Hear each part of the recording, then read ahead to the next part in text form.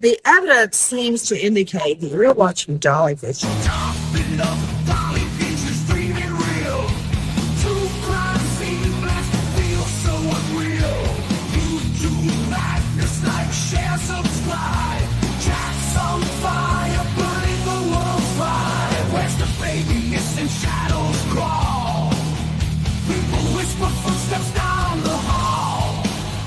Fingerprints of the dead, cold as stone. He's got the scoop, best around town known. Dolly Vision headlines, King of Beat. Truth unravels, crackling through the heat. Lost soul shouting, echoes in the night. Mock the truth while live on air light. Top it up, Dolly Vision's dreaming real. True crime scene blast feels so unreal. YouTube madness like share, subscribe. Jack's on fire, burning the world's fire. Where's the baby missing shadows crawl? People whisper footsteps down the hall. Fingerprints of the dead, cold as stone. He's got the scoop, best around town known. Dolly Vision headlines, King of Beat. Truth unravels, crackling through the heat. Lost soul shouting, echoes in the night. Mock the truth while live on air light.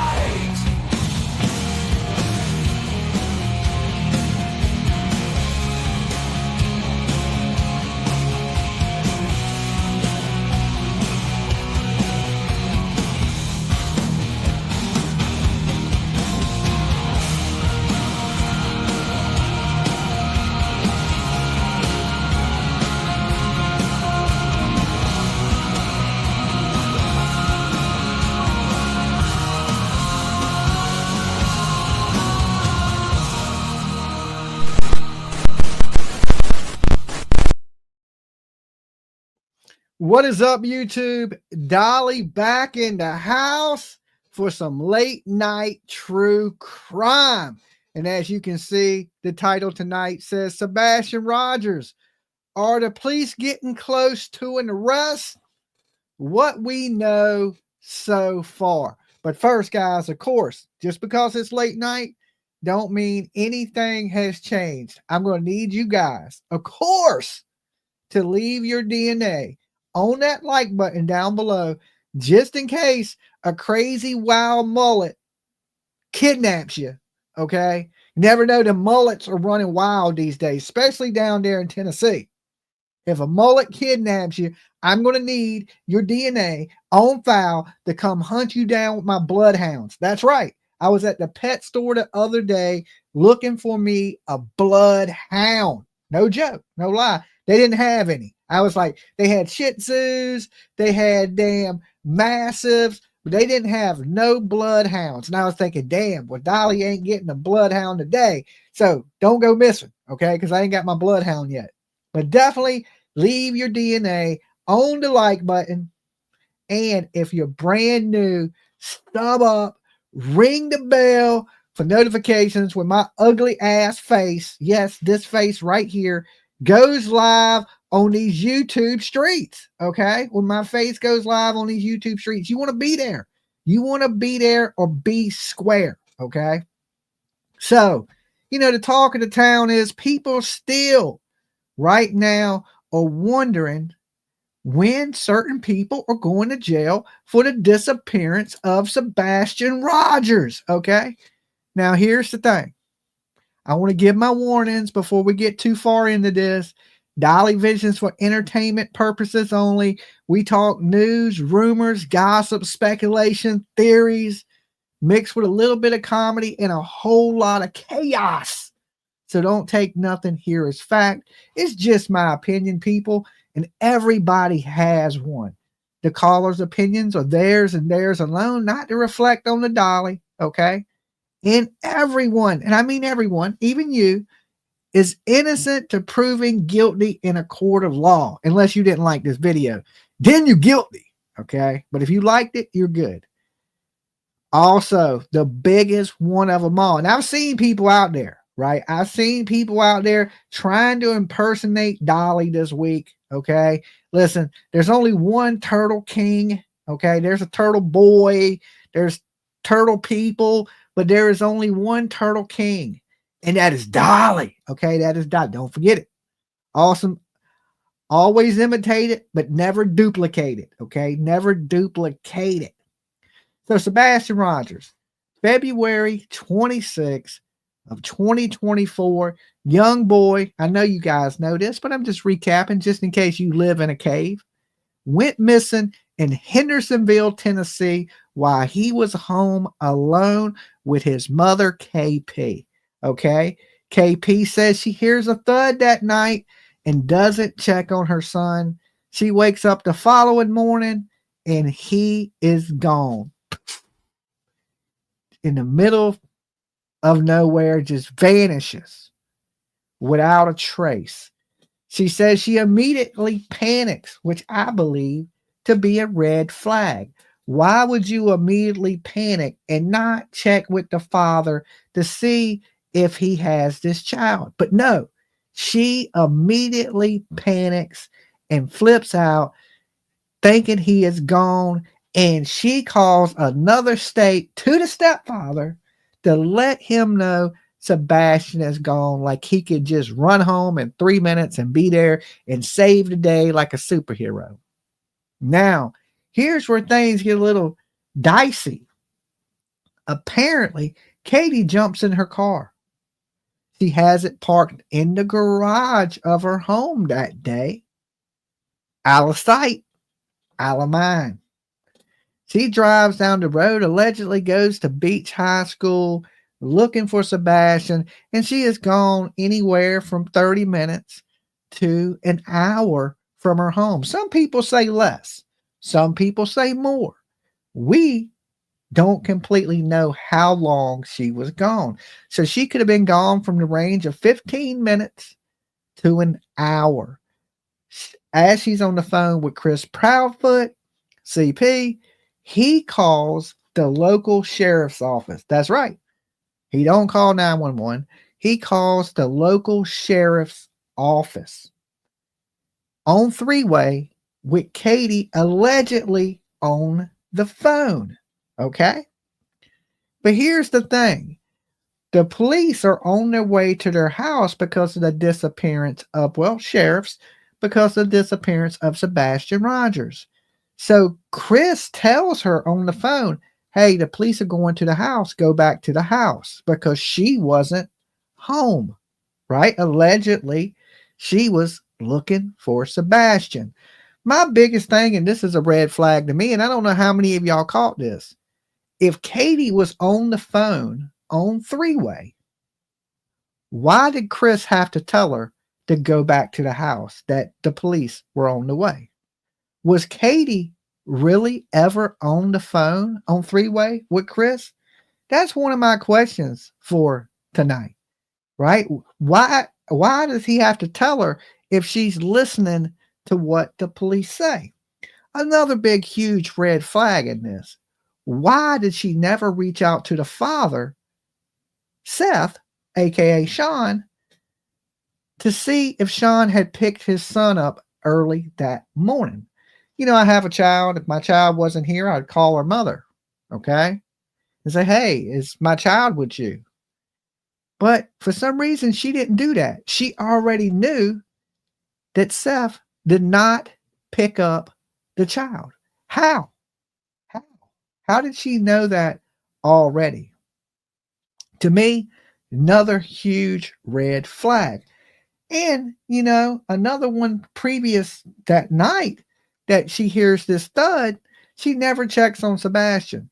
And she sits on the phone with CP for 3 hours. 3 hours. Now, these people, I can understand it if they were courting, just started dating, they're telling each other about their life, they're trying to, connect. But these people at this point have been married for 7 years. 7 years. Now, of course, I've never stayed on the phone that long with even going into a dating relationship. Maybe once or twice, But that seems like an awful long time to be on a phone call with somebody you've been married to 7 years, and you done probably told your life story to at least everything in your life 7 times. Okay. So to me, that was another huge red flag that was out there. Now, my question is this: how many red flags do you need? Okay. Because I just pointed out just off the beginning, and we ain't even got to the good stuff yet, at least 5 big major red flags. Now, of course, in the beginning, Katie didn't go into much detail about the evening or what transpired or about their day or about how good and how awesome Sebastian was. She kept it really vague in the very beginning, and she basically said all the bad things she could say about Sebastian. You know, that he had behavioral problems and he was slow, and she made it out to be like, we do know he is a disabled child, but he's very high on the spectrum, fully functional, can hold a conversation, can watch himself, cook for himself, play chess. This ain't somebody that's sitting around nonverbal with a drool rag like they basically made Sebastian sound. Okay.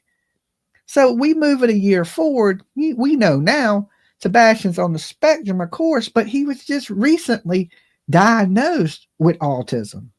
So a year or 2 years ago, this boy wasn't even diagnosed on the spectrum. Don't mean he wasn't on the spectrum, but he's so lightly on the spectrum that he's barely on it. Okay. Sky Maiden, thank you so much for being a member for 3 months. That is super awesome of you. And of course, what do I got going on here? Nothing. Okay. I thought I had my soundboard open. I'm going to have to open it so I can open the gates of heaven for you. I haven't had my soundboard up running in a while, but I'll get that up in a few minutes. Okay. So, she doesn't describe her son very well. Right. I think most of you guys would agree with me. If you agree with me on that, definitely like the video. Okay. Hit that like button. Unless we got 525. It's late night. So I'm going to need all of you to like it and press 1 in the chat. Okay. That if you agree that she described her son with less capabilities than he actually has. Okay. Or made you think that he had less abilities than he actually had. Okay. You don't agree? R unit 2? Okay. Well, you don't have to agree. It's the way she described him. Now, we heard the biological father come out and talk the good things about his son. Okay. Like a normal parent would. Usually, if you meet a parent and you ask them about their kid, they're not going to tell you the bad things about their kid. They're going, oh, my kid's great. They're funny. They're active.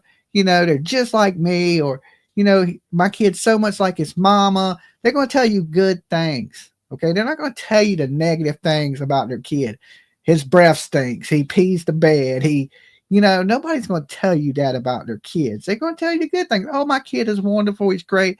I miss him so much. But we wouldn't really get in the panic and concern that a normal parent would have. Now, listen, I have no proof that these people did anything. None. Zero. Okay. And at this point, it don't look like the police have anything. Or if they do, they haven't publicly released it. Now, I'm hearing people now say the police are corrupt, the police are involved, and they help do this. Now, I do not believe that the Sumner County Police or Sheriff's Department is kidnapping kids and help kidnapping kids. This is how crazy some people are sounding out here. I believe they're doing their best job they can to find this child. They had hundreds of people out there searching days and days in the woods, covering all kinds of acres with helicopters, planes. Did Seth lie about having internet off the jump? Now, listen, there was a lot of misinformation that came out in the beginning of this, especially how level he was on the spectrum. Also about the internet. He had no internet access. He couldn't have talked to anybody on the internet. Then we find out he's playing video games with Uncle Taco. Not that Uncle Taco has anything to do with it, but just proof that he did have access to the internet and he was watching himself a lot. Okay, he was watching himself a lot. When he was living with Chris and Katie, he would get on the bus by himself. He would get off of the bus by himself. Chris and Katie would still be at work, and he would watch himself. So he had access to the whole house. Okay. Now, I don't know too many 15-year-old kids that can't get into the router. Okay. I just don't. Usually by the time you're 15 years old, these young people are hella good on a computer, better than most adults. Okay.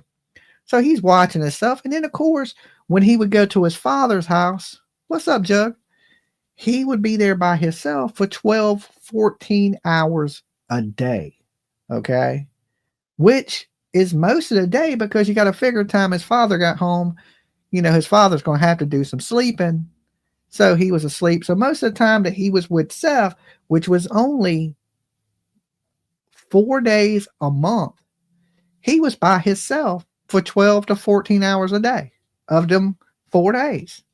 Okay. So Seth was working a lot, and that's because, he has to provide, he has to pay his bills, and, you know how it goes in this world. You have to grind a little bit.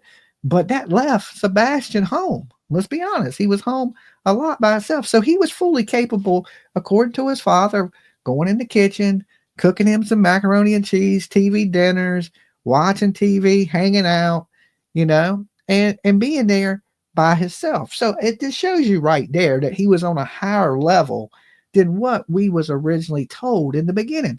To me, that's a big red flag. There's another flag. Okay. Somebody count these flags. So, and then we see that the mother, when the Amber Alert does go out, it's posted a picture of him when he's probably 12 years old. Okay. The kid is 15. In 3 years, children change a lot. I mean, he didn't change a whole lot, but he definitely looks older than the original pictures that they showed on him.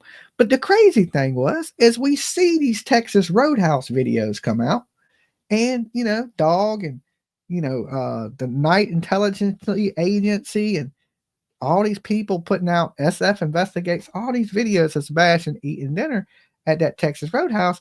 And it appeared that the mother possibly took a picture of Sebastian. To me, it looks like she did. Okay. And when Seth goes to the house, Seth says that Katie held up a phone with a new picture of Sebastian and said, see, he was okay yesterday, and was holding his face. Like, see, and being aggressive towards Seth, because Seth's upset about his son missing. If your child was missing, wouldn't you be upset? To me, that is another red flag. Okay. If you have a picture of him from the previous day, don't you think that's the picture that should have went out with the Amber Alert? Another red flag. Oh, we don't have a lot of pictures of him. Well, they just recently posted a new picture of Sebastian dressed in his little anime outfit, looking happy. He looks well taken care of in the picture, but you just told us you didn't have a bunch of pictures of him, and you didn't post a recent picture of him on the Amber Alert. But now that he's been gone a year, you're posting pictures of him. To me, another huge red flag. Okay. I mean, I can go on, and every corner we take, a red flag pick is popping up. Okay. They need to update the picture. Absolutely. There's people across this country that are looking for a 12-year-old child. Okay. Not a 16-year-old young man. They are looking for a 12-year-old child with disabilities, not a 16-year-old man with disabilities. Now, he does appear to be young for his age. Okay. He's not like a super old looking 16. Like, he can't pass for 21 and go buy a 12 pack or nothing. But I think when you're missing a kid, you need the most recent picture you got. And that wasn't provided to the police. And even in the newest interview that we see with KP and CP, she says, hey, there were some mistakes made in the beginning that were a little misleading about his, personality and his disabilities. And now when we hear KP and CP, he's really high functional. He's a good kid. He's awesome. He's this and that. But what about when they were trying to put him in a home? Why don't they ever mention that on the news when they're up there? Yeah, we were trying to put him in a home because, to the national audience, that would make them look bad. Everybody.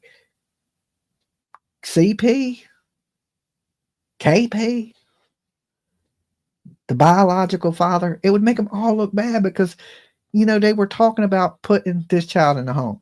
You're number 290, and we got 720 people in the room. So that means 500 of you guys did not like this video. Do y'all want to see me homeless? Do y'all want to see me living on your front lawn? Okay. Is that what y'all want? Is that what y'all want?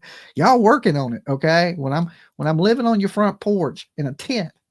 Okay. And I'm going to send myself a letter there. So I have it as a residence. I'm going to say, hey, this is my mailing address. And then I got squatter rights because y'all didn't like my video and I can't pay the damn light bill. Okay. So take a second before we get any further because I got some good stuff for y'all guys tonight. I think y'all should like the video for me. All right. And as you like the video, I want you in the chat room to write down what number like you was. Chris told Seth not to be mad when he called. Another huge red flag, Army Mom. Would you say that is a huge flag? Something so horrible, so terrible. He should have said, Seth, you may want to sit down for this. This is going to anger you, but please try to remain calm. Not don't be mad, because if your kid is missing, who is not going to be mad? Everybody's going to be mad, right? I'm going to be raging, right? So the best thing to tell somebody is when you're going to deliver some bad news is you may want to sit down for a minute. Number 83, you were like number 83. Okay, I've seen somebody say they were 332. Okay, we're starting to get up there. Let's see if we can get into the 700s, all right?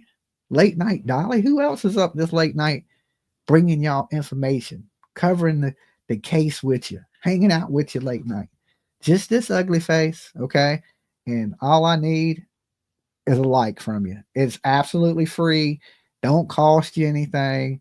It ain't going to break the bank. You know what I'm saying? It's just one click of a button. You just hover over it like this and go click. Or if you have a touch screen, you just touch it. Or on your phone, you just touch it. It's not hard. It's really easy. Okay.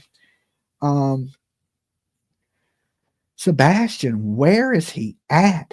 Okay. So many people, man, are saying, they're just spreading a lot of misinformation in this case, which is not good. It's not good. Instead of just coming up here and recapping and spreading awareness, they're constantly adding to the story. They're altering pictures.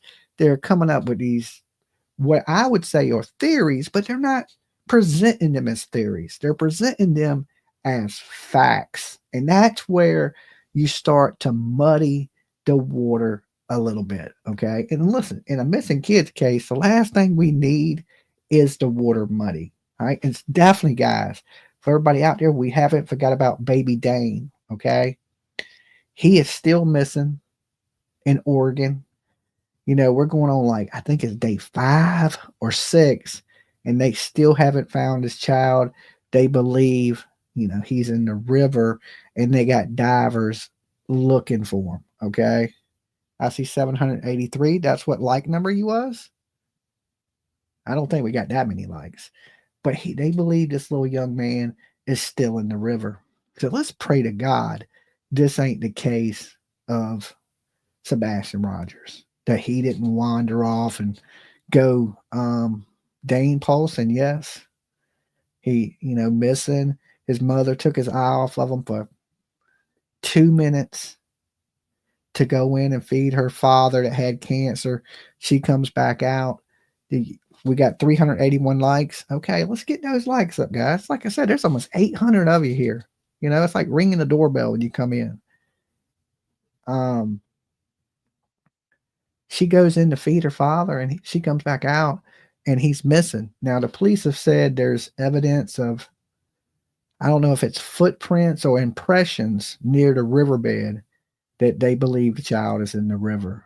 So basically, they're treating this more as not a kidnapping or an abduction, but as a recovery mission. Now, in this case, we've seen Steph treat this as a recovery mission. Do y'all remember when he was on the boat?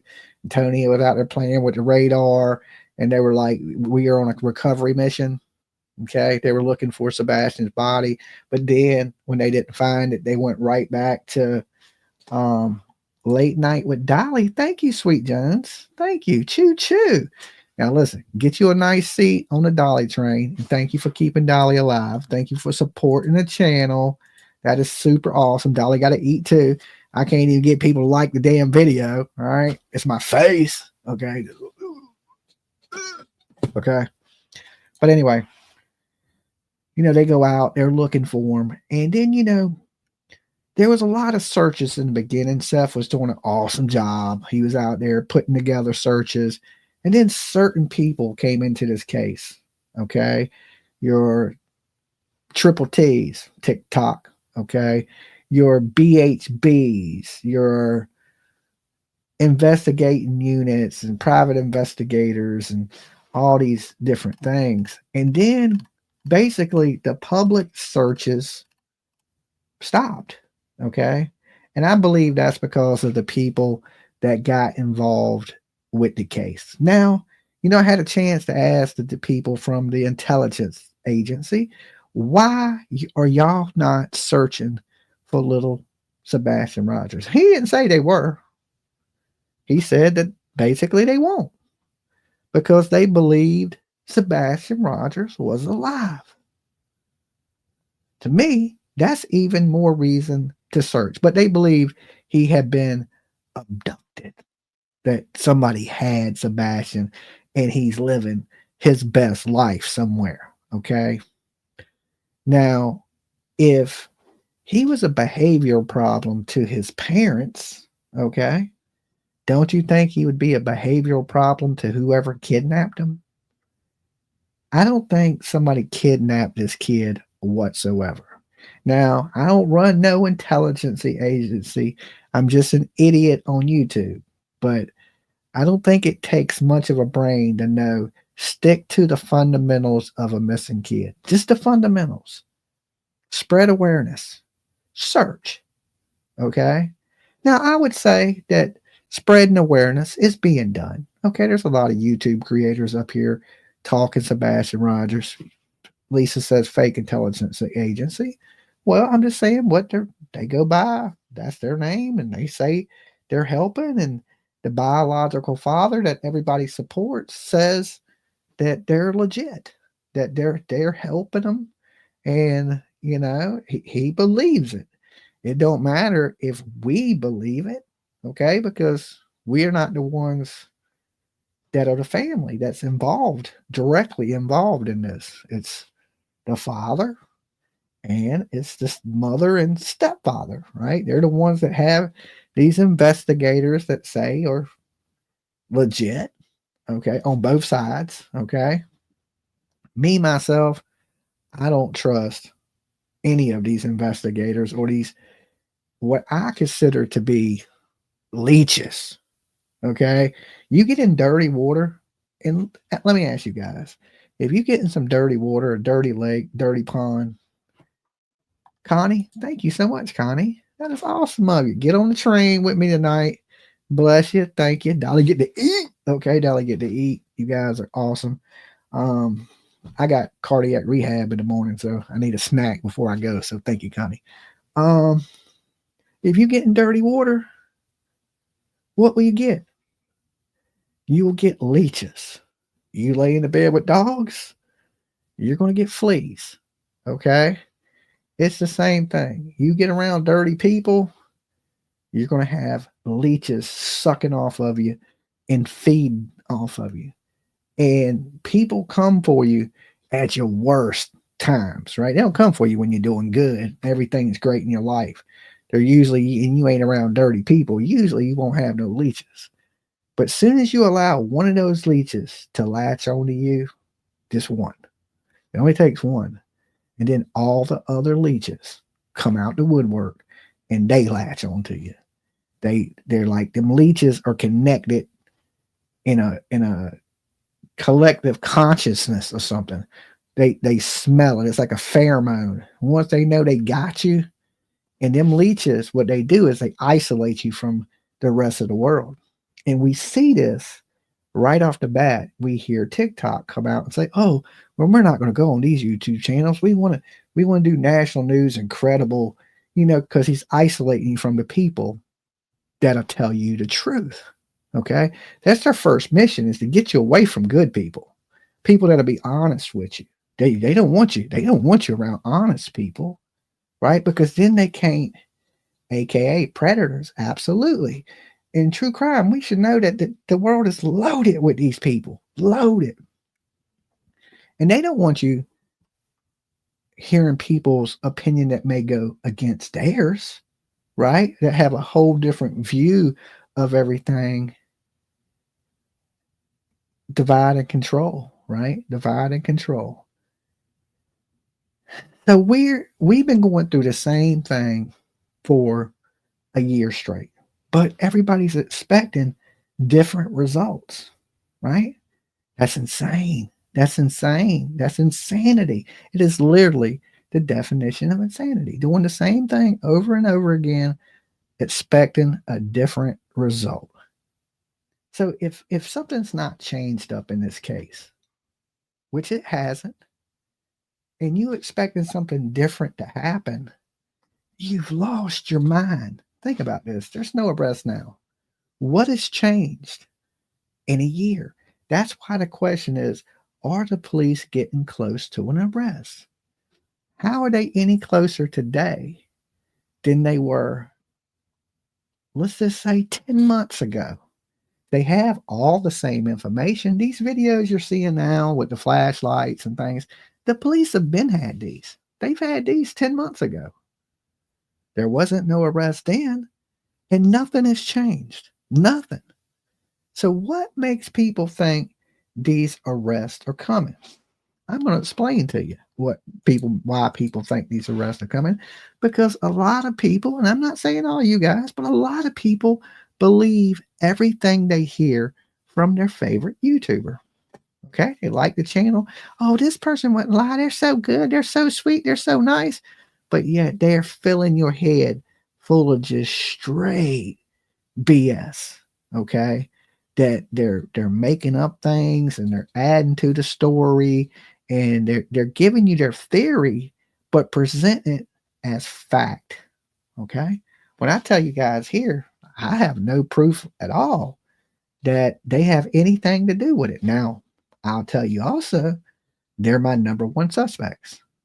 Okay, but we don't have to make things up, right? We don't have to make things up to talk about the case. Okay, because there's a lot of red flags in this case that they could be going over, but they want to add to it and, write a fantasy novel. And it's good. I mean, if you're here for entertainment on YouTube, right? If you're just here for entertainment, I guess no foul, right? Because you're just trying to be entertained and you're just trying to listen to people talk.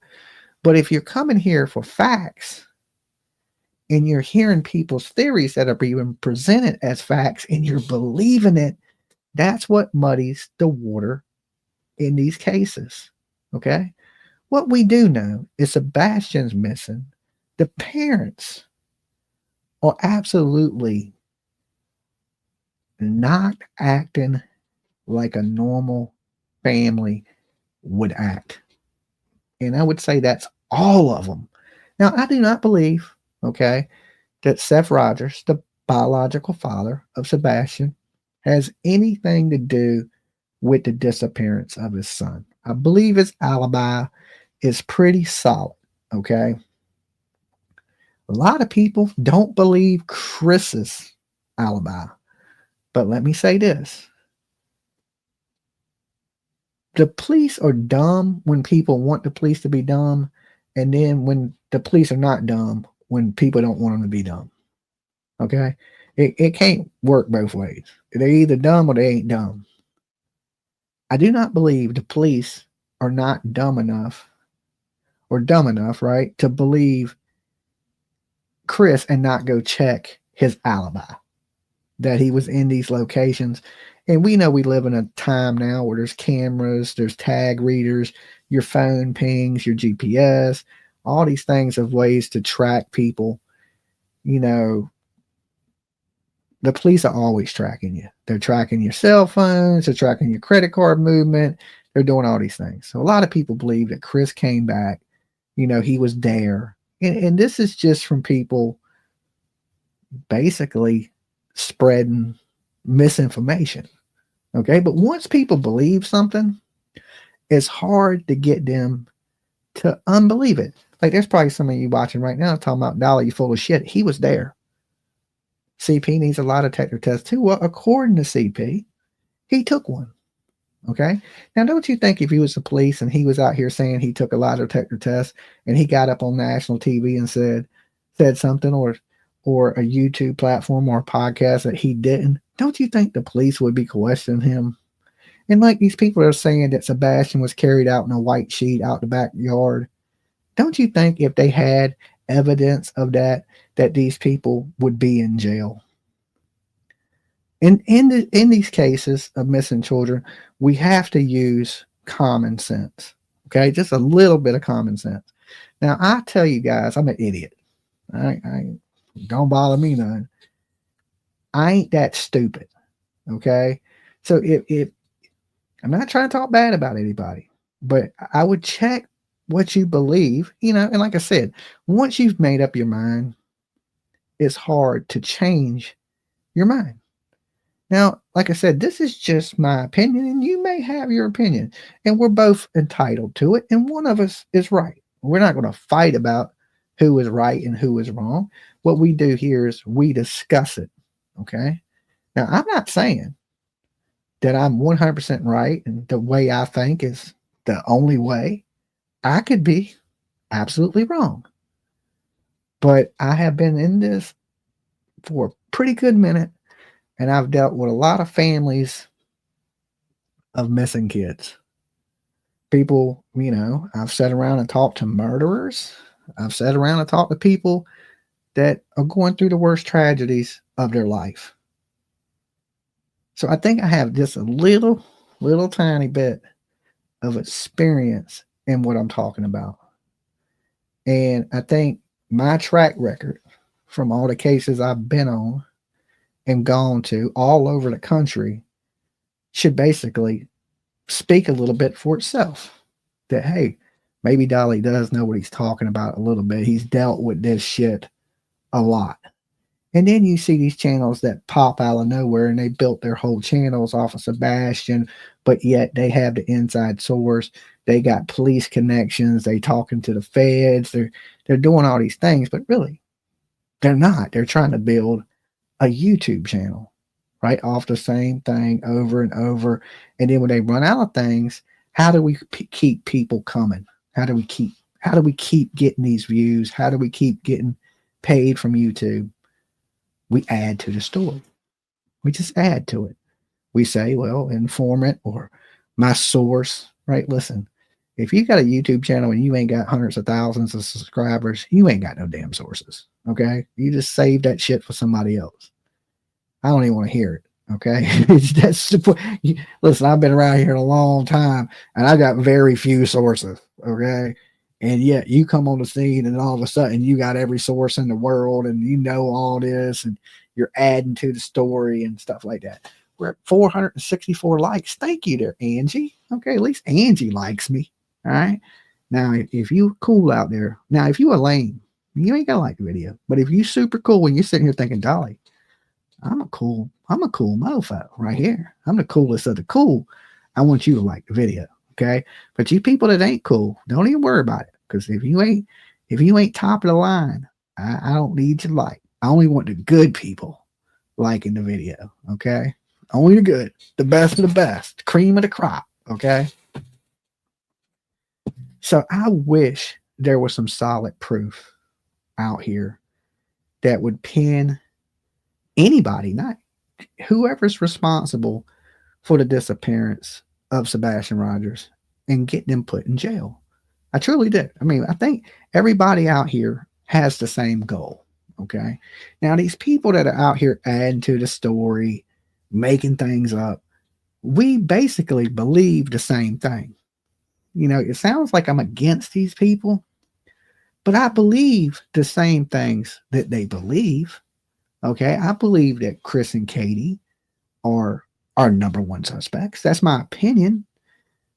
But I'm not going to get out here and enhance photos and add to it and say there's something that's going on that ain't going on, start blaming crooked police, and that it's because they're like, okay, it goes to what I was talking about.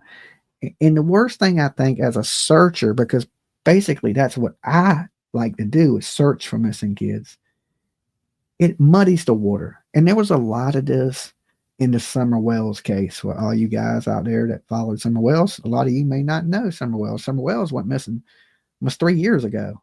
Okay. We done had prayer vigils, searches, everything you can think of for Summer Wells. But no new clues, no sightings, no nothing in 3 years.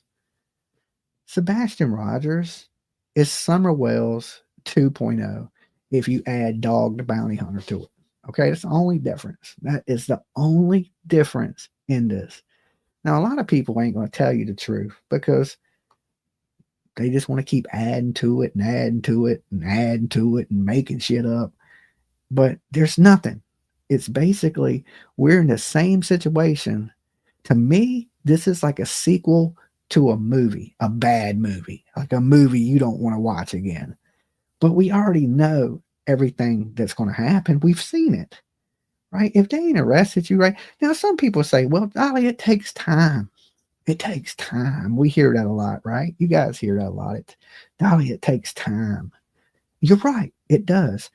When there's evidence, it takes time. Okay. When there's evidence, it takes time. When there's no evidence, they have to find evidence. And if they ain't found evidence, it's going to take time, right? But how long do they look for that evidence before they go, another kid goes missing and that kid becomes priority? A murder happens. Robberies happen. Sebastian Rogers is not the only crime that gets committed in Hendersonville, Tennessee. Now, I do believe crime, even though they say it's just an investigation, they've come out multiple times and said it's not even a criminal investigation, which blows my mind, okay? Because I'm just like you guys, how can this not be a criminal investigation? But if they have no proof or no evidence, it's just an investigation. Until they find some evidence, then it may become a criminal investigation. It has took police years to make an arrest, but that's when they had evidence and proof. So let's just say this, that the first year they didn't find no evidence or proof because the people we think done it, and I think the majority of us all think the same people done it, are not in jail. Okay? They're not in jail. Nothing's changing. Okay? Nothing.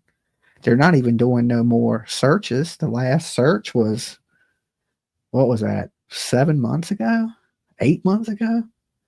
That they did that last push. And they've said the tip line is done turned to a drip. That the faucet was wide open, pouring calls in, and now it is a drip. Now, I have to admit, it only takes the right drip. Okay. It can be, you close the faucet, and if one little drip comes out and it's the right drip, it could be something that breaks the case.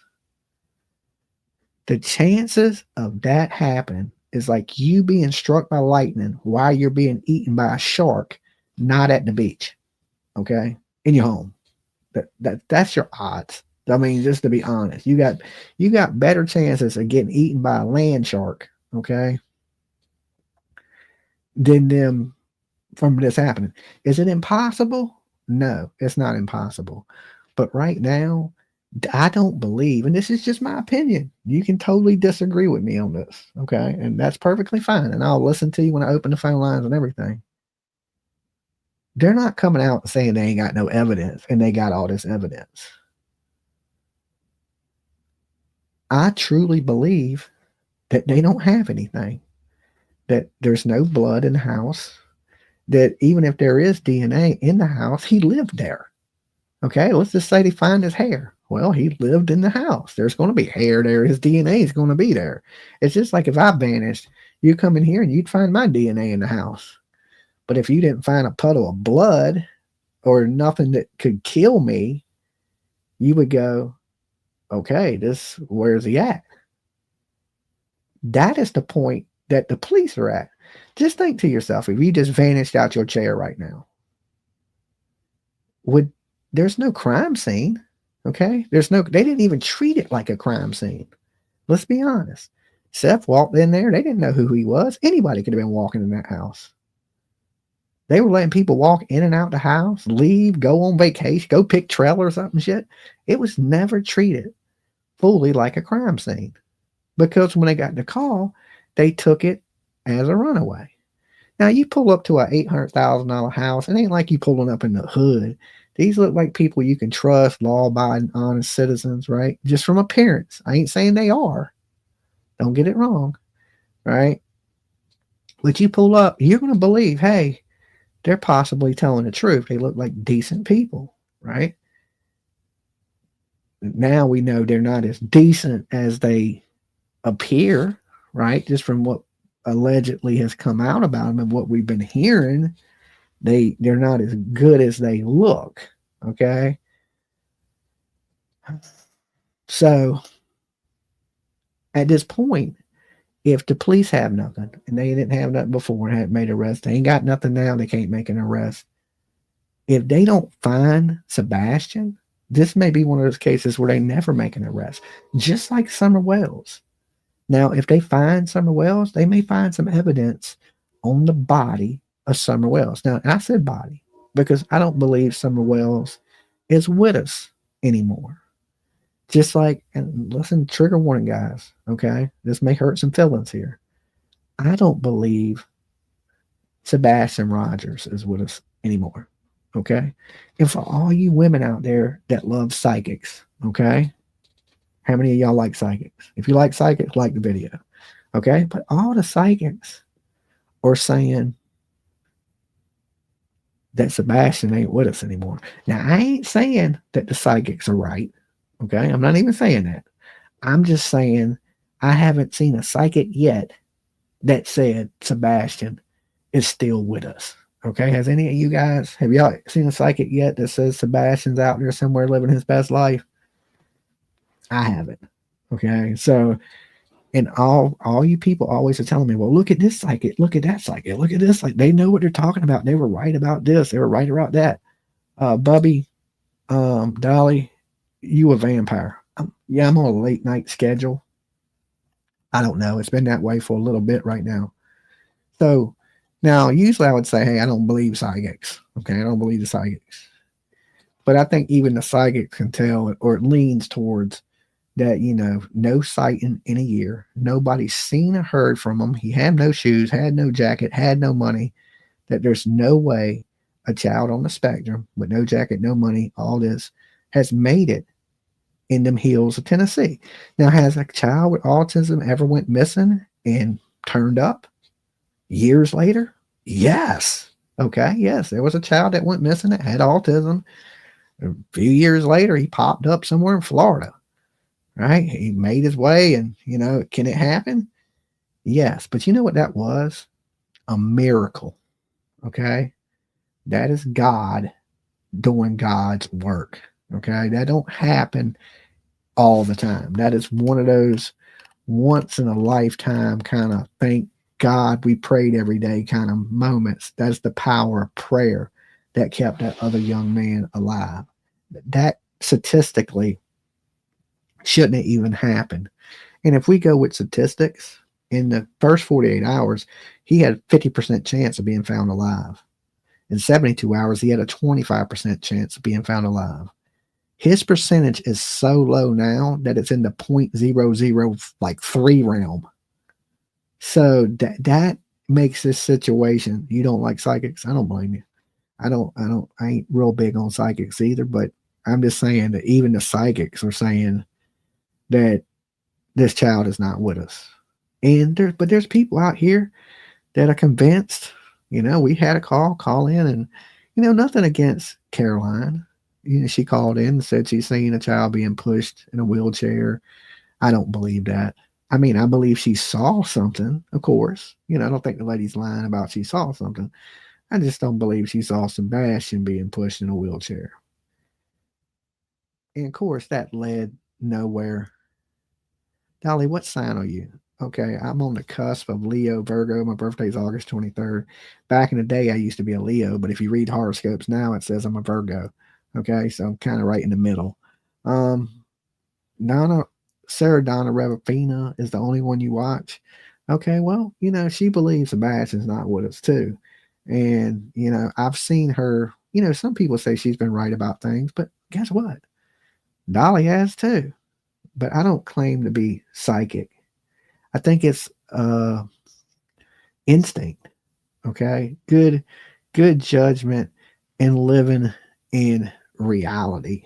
Okay. I think sometimes you just know you've been in this true crime stuff long enough, you start to realize what is going on and what the odds of this child being alive actually are.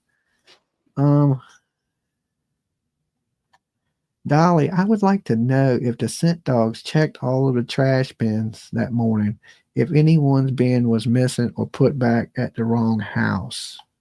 Now that, of course, I have no way of knowing. I don't think Sebastian's in the trash unless somebody put him in the trash. I mean, what did he wake up in the morning and go, let me go hide in the trash can? I mean, I don't know. Now, I know that there were some lights, okay, and some YouTubers have beat us to death with those lights over and over and over and over and over and over and over and over and over again. But I do believe those lights are a clue, right? So I guess beating us to death with the lights ain't the most horrible thing because I do believe it's a clue. It's like beating us to death with the 3-hour phone call. It's a clue, okay? And I say it a lot because it is a clue. I think it's more of a clue than the flashlights. I do think the flashlights are a clue. And because we know Sebastian, to get out that house, there's only 2 ways he could have got out that house. He went out the back, okay, or somebody took him out the back, or he left in a car out that garage when Katie left.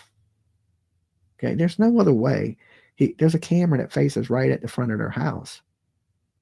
He didn't go out the front. He didn't go out the side. He didn't jump out his window. And he vanished, which is impossible. Okay, listen, aliens didn't get this kid. He's not, his father wasn't Chris Angel, David Blaine, or David Copperfield. There's no way a child can just vanish without the help of an adult. So we know that somebody has helped Sebastian Rogers vanish. Okay, either in a good way or a bad way or whatever way it is. It ain't good. It ain't good. Kids just don't vanish. They don't. I mean, sometimes animals, wildlife, and stuff like that could, grab a kid. The dingo's got the baby, right? But this is ain't nobody animals in his residential neighborhood. You know what I'm saying? There's just not. There's woods around there, but they're not. It ain't like bears are running around. So it ain't like wildlife or coyotes, or he's not in the hollers. He's not like Summer Wells. He's not in a place like that. He's in a highly populated area to where, of course, Summer Wells was where you at there, a bear could come up and literally grab your ass. Okay. That's what people told me. Stout in woods, rattlesnakes, bears, all kinds of wildlife, bobcats, and different things out in those mountain lines. So, but the area Sebastian was in, not a chance of that. I wouldn't think. So we know animals didn't get them, and somebody's responsible for the disappearance of this child. And just nobody has a clue who. I mean, they've had his media devices, his computer, his cell phone, Seth's communication devices. They took Chris and Katie's devices, and we've learned a lot in true crime. I don't know if a lot of you guys know about Celebrate Technology, right? Celebrate Technology is the system they use to take stuff off your phone. We learned a lot about this in the Karen Reed case. We learned about it in the Leilani Simon case. And more, matter of fact, we learned about it in the Megan Boswell case. There's a lot of people that have used this Celebrate technology, which basically they plug your phone in and they take everything off your phone. You cannot delete your phone. You can, matter of fact, we've learned a lot about it in the Stephen Stearns case with Maddie Soto. You cannot delete your phones. All right. You cannot delete. You can reset it to factory reset, and they can still get everything off your phone. It saves it into a little file, and they have the technology to go in and find that file and pull everything off of your phone. So immediately, of course, they swipe the phones. And you can believe that they started to trail and surveil the parent of the child. Okay. So that they're looking for that stuff. You know, the police ain't going to tell you they're following the parents. They ain't going to tell you they're listening in on the parents. But there's going to securities warrants just to make sure the parents don't have nothing to do with it. A lot of people on the internet think the police are stupid. Go sit in a court trial one time. The police are slick as shit. When they want your DNA, they'll hand you a cup of water, wait for you to throw it away, go get your DNA off the cup, hand you a cigarette while you're in the lobby. They do think they're sneaky. Police ain't the most trustworthy ass people. They can lie to you. They don't have to tell you the truth, right? So the police are not stupid. If anything, they're really good sleuths. And so many people on the internet think they're smarter than the police. Well, if you was that smart, you would be a detective. Okay? There ain't nobody in a prison cell right now that's been put there by a YouTuber. I know that contradicts what your favorite YouTuber's saying or what they've been telling you, but trust me, I am telling you the truth. These police are sneaky. They slick. They know every trick in the book, okay, and some.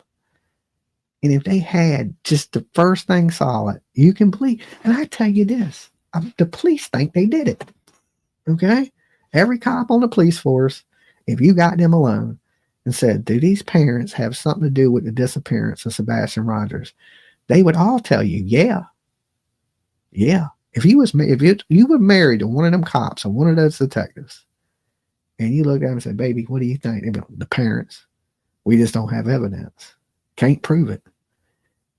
And if you can't prove it, and you can't prove there was enough abuse that would have led to the death of a child, okay? Even here, we tried Corey Bigsby for the death of his son Cody, and he was convicted in an hour with nobody. Okay, nobody. They had him for 30 counts of abuse, right?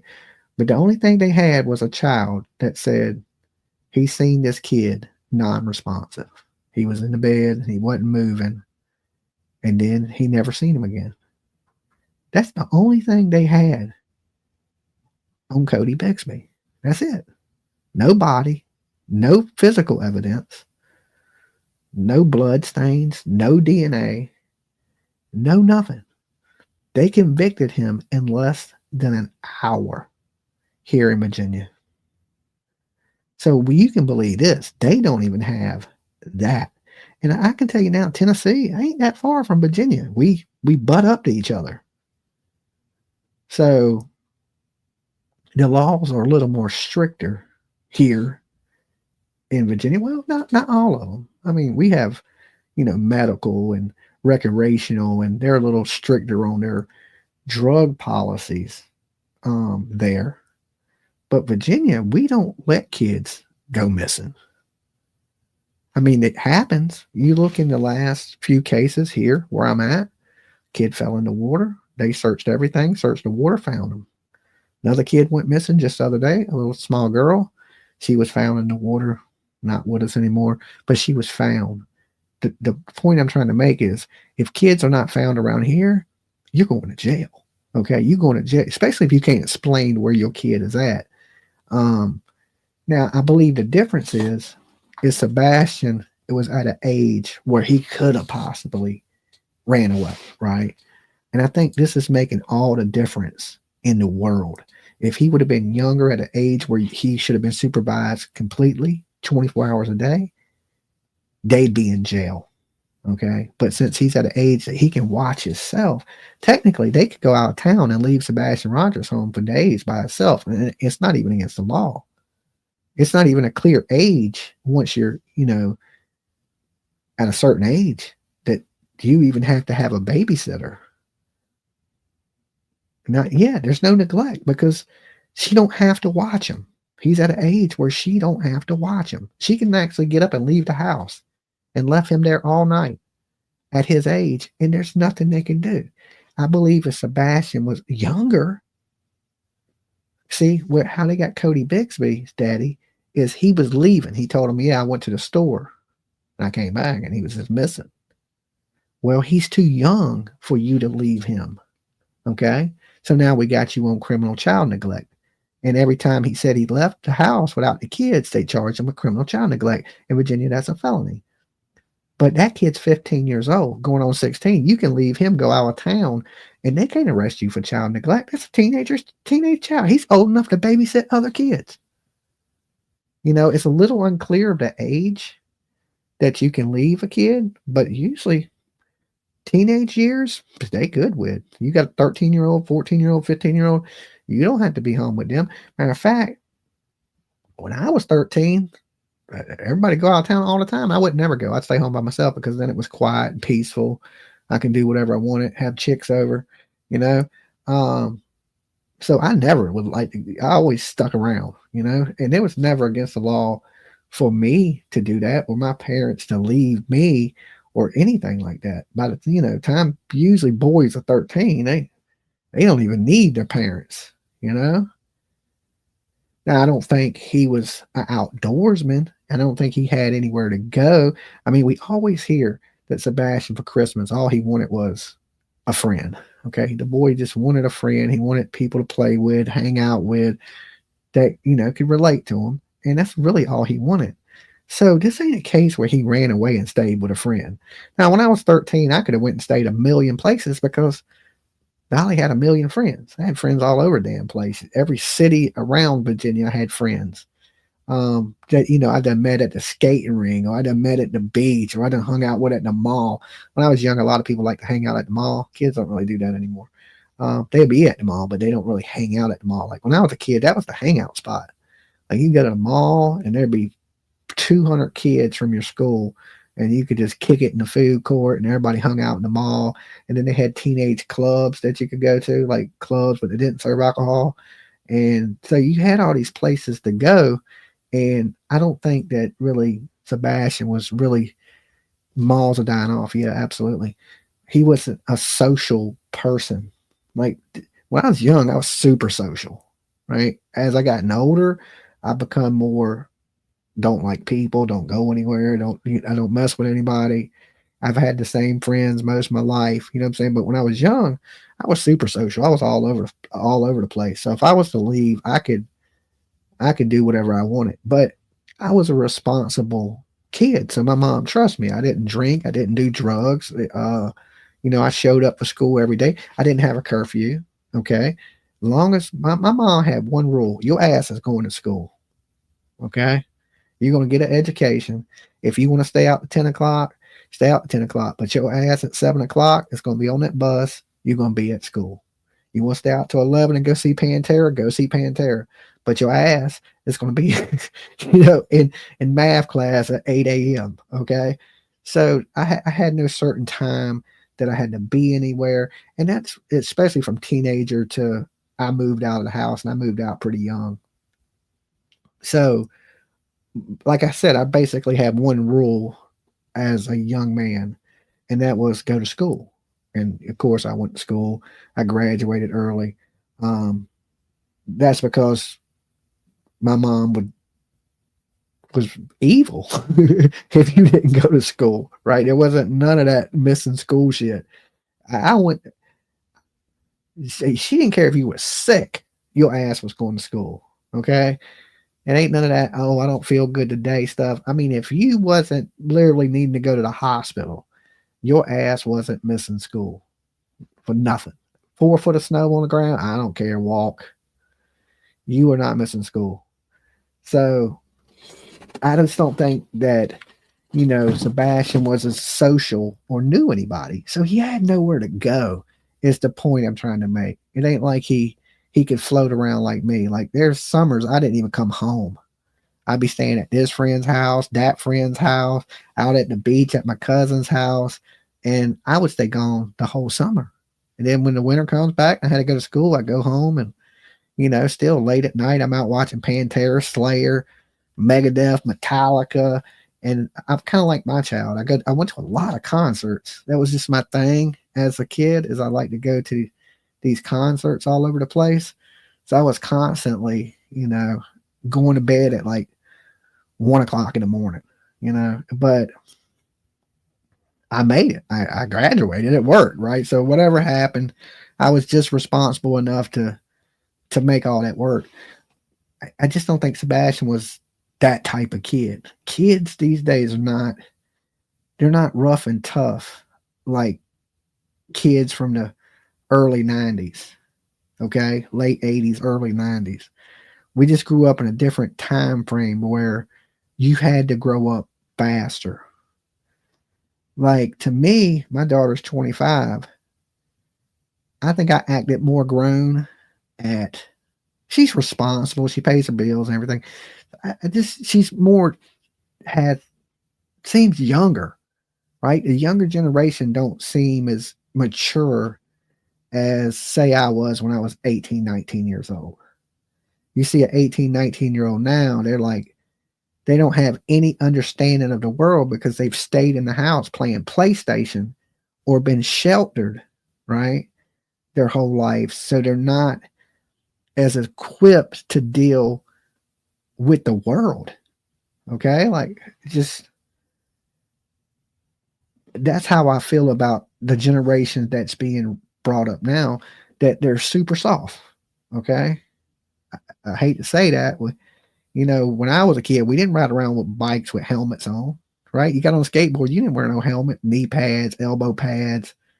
You got hurt. It's just you got hurt. That's what it was. That's why I have scars, is from my childhood. We just don't see those kids like that. There's some kids, that are wild and live that life. But I think the majority of people, are so protective of their kids these days that they've made these children soft. And I look at Sebastian, no disrespect to him, but I look at him as an immature 15-year-old that is soft, that couldn't survive in the world. And I think that's a lot of reason I think that he's not with us anymore. If he was a rough and tough, wild ass 15-year-old, I'd be like, okay, he's done kicked up and squatting up in some trailer somewhere out there in the country. But he couldn't survive like that. Look at him. He looks like he watches Pokemon and shit at 16. Like at 16, at his age, I was in nightclubs. Okay? Crowd surfing and mosh pitting at his age. Now I look at him and I see him dressed like a anime character. I'm like, that just wasn't my world. Okay. It's just totally different upbringing. And like I said, I could have survived. If you would have kicked me out of the house at 13, I'd still be here today sitting in this chair. You put that kid out there at 13, no way in hell. 15, no way in hell. And I think the reason so many kids live at home so long now is because they're so sheltered. and they don't have that social. Kids communicate through Snapchat and shit, right? When I was young, you had to get your ass up, walk to the neighbor's house, knock on the door, be like, hey man, you want to go do this? Then you had to get on your bike. You had to pedal your ass off. Right now, bikes are electric. They got PlayStation. Now your friends like, come on in, man. We're going to play Madden, or NBA 2K. It's like they don't have that. If I was a kid and you was to punish me and like, oh, you can't leave your room, that was the worst punishment. That was the worst punishment you can have. Okay? Kids these days, they don't even leave their room. They got a computer, a TV, and a stereo. They barely walk out it. Food and to use the bathroom. All right? That shit is like, I could have never, ever done that as a child. Right? And I know we're an older crowd in here, and I'm sure every one of you guys can relate to what I'm saying. Is it's a different generation, and he's, for all you people that think he's out there living his best life, that ain't happening. Okay, and there ain't nobody that's going around kidnapping. And I ain't saying they don't. I'm just saying the chances are, if you're looking for a kid to raise, you're not going to go kidnap one with special needs. Okay, you're going to want to kidnap the perfect child, the child that fits you. You know what I'm saying? Because if he's acting bad for his parents, he's going to act bad for whoever took him in. And most people that want kids, they want younger kids. They don't want almost grown men. Okay. Now, if anybody wants a grown ass man, you can adopt me. Okay. I'm up for adoption right now. But I don't think anybody's out there. We must protect, Dolly. I know, but too much protection, makes kids soft, and they make it where they can't survive on their own. Like I said, if you'd have kicked me out of the house at fucking 10, I'd still be here with you guys. I would have survived. I had to, I grew up in the country where I learned how to fish and, take care of myself. And it's terrible. I mean, they were teaching them things, and they just have some answers. Somebody needs to answer for this. And I know people want answers, and usually, Dolly, check out the story of Natasha Ryan in Australia. Okay. All right. I can do that if I remember. You may have to remind me. We got 614 likes and almost 1,100 people in the room. Late night. Okay. There you go, Missy. Columbus, Georgia make you hard. It's that red clay. All right. It's the woods and it's the lifestyle. I don't know,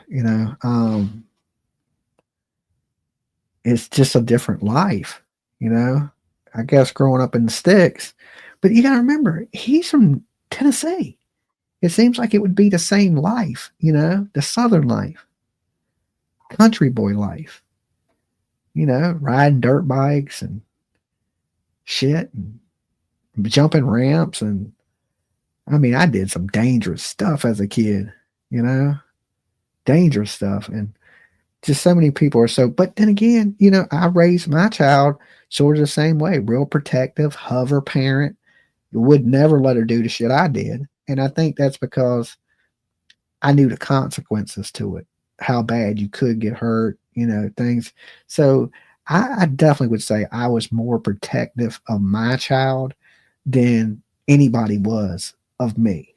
Okay, not that I didn't have people looking out for me. I did. I had brothers and sisters and my mom, but I still say I was more of a hover parent still to this day than, what are you doing? Who are you hanging out with? Where are you going?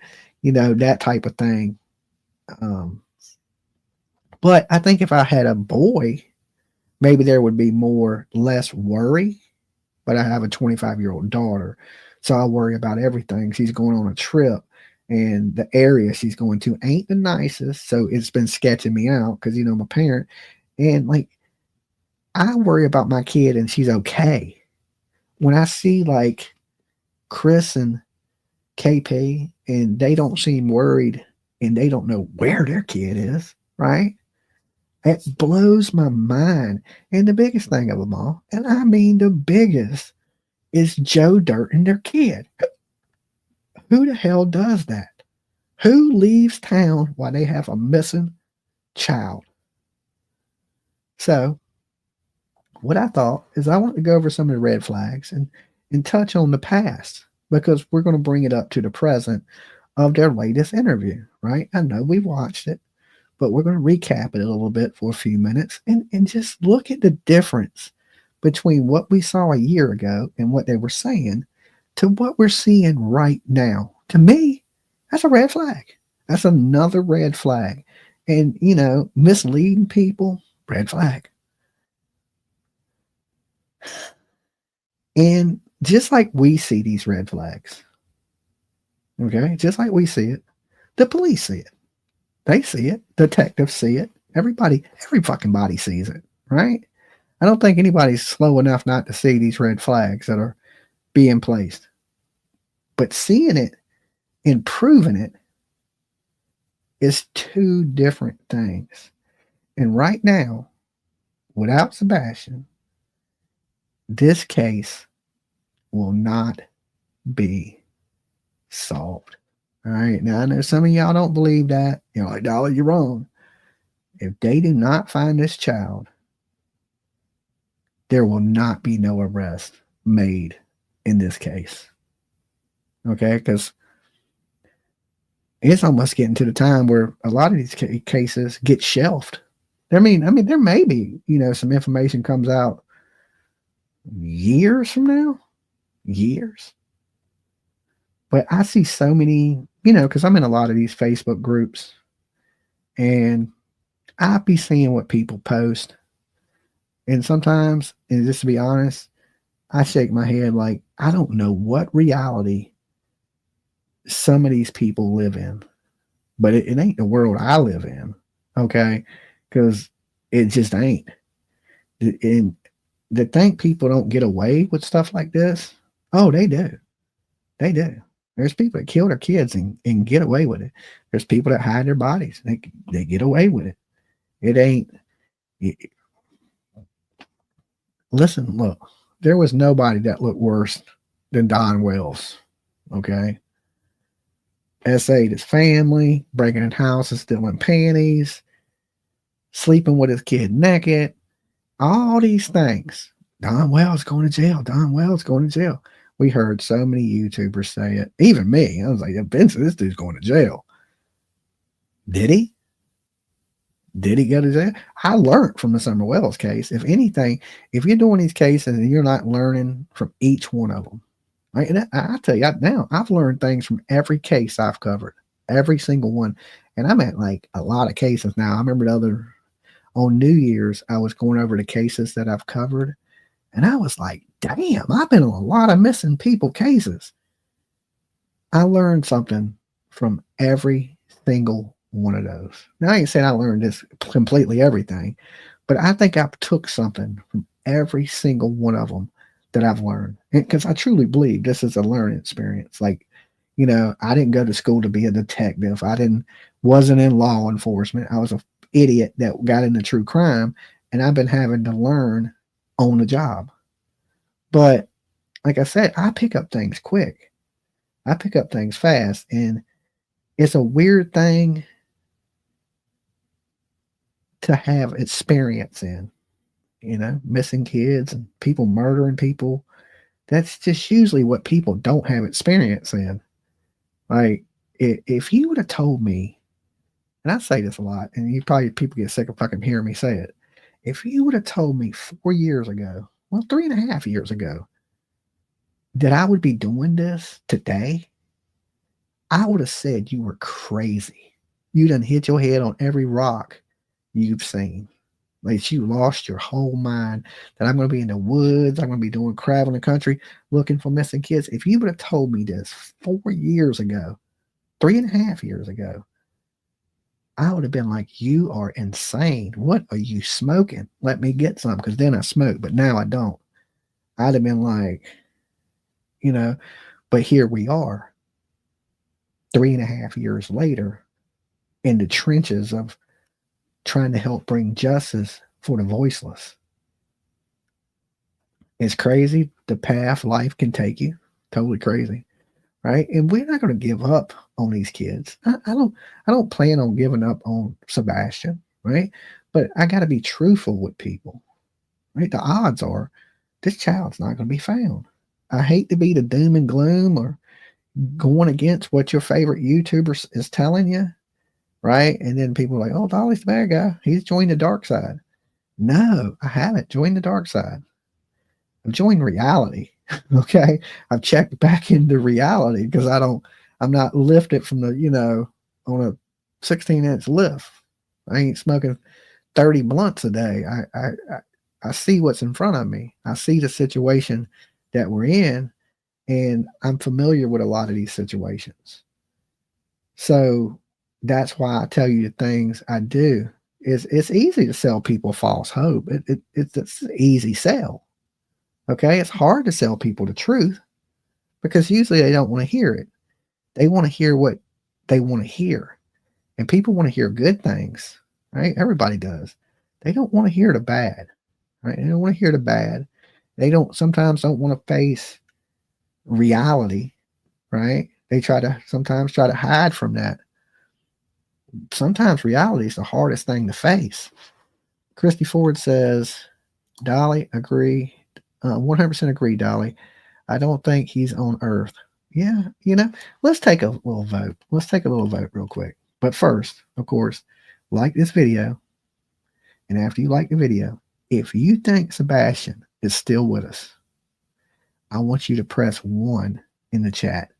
If you think this child has went and met his maker, all our makers, right? Lord Jesus Christ, God, I want you to press 2.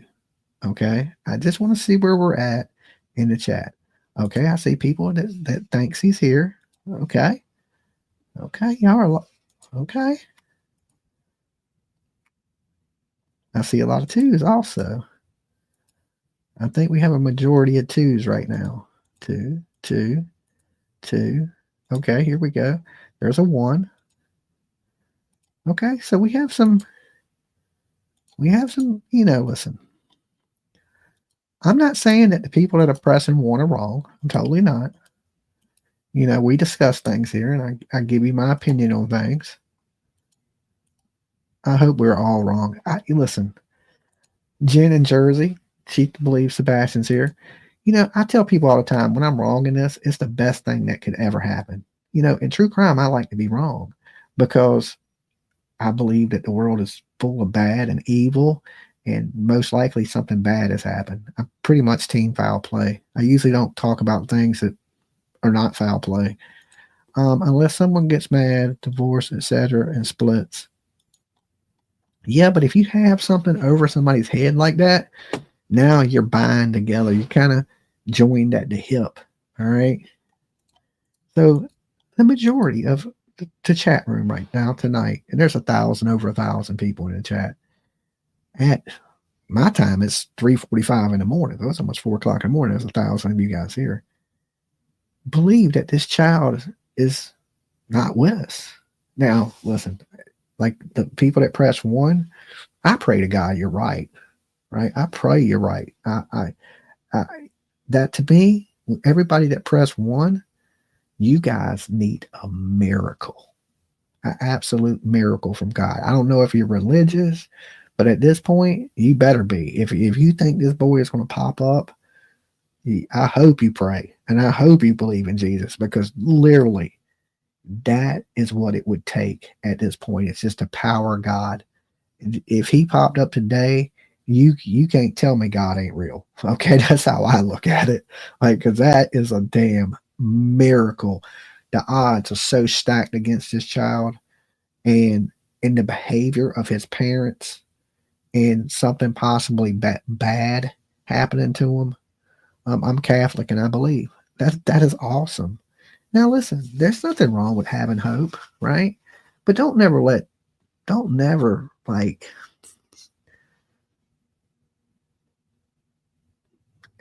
You have to face reality sometimes too. Sometimes you want things to be a certain way. Of course, we want but sometimes and I don't know how I know things, right? It's, I guess, instinct, right? You just kind of know. And sometimes when I know, I just know. Like, I don't know how I know. Sometimes I know. And it's just one of those cases where I'm like, I just know. Like, and I knew in the beginning, right? I knew with Quentin Simon, I knew with Summer Wells, I knew with Harmony Montgomery. I just knew. Like, it wasn't never no doubt in my mind. And I'm not saying that you can't convince me otherwise, because I keep an open mind to anything, to him running away, to the parents doing something to him, to somebody abducting him, to a bear got him, right? I keep an open mind. And if you make a good argument for your case, I listen to it, right? Because I know this. The older I get, one thing I do know is I don't know everything, right? I think that's wisdom. When you get old enough to know that you don't know everything. Because when you're young, you think you know everything. But as you get older, you realize, man, I don't know.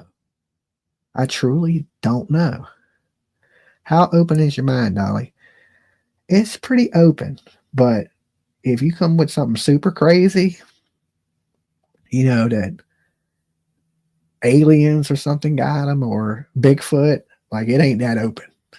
Loch Ness monster ate him, or he fell into the hollow earth, or if you go so left field, my mind ain't that open. But it's pretty open. It's open to, like, runaway kids happen.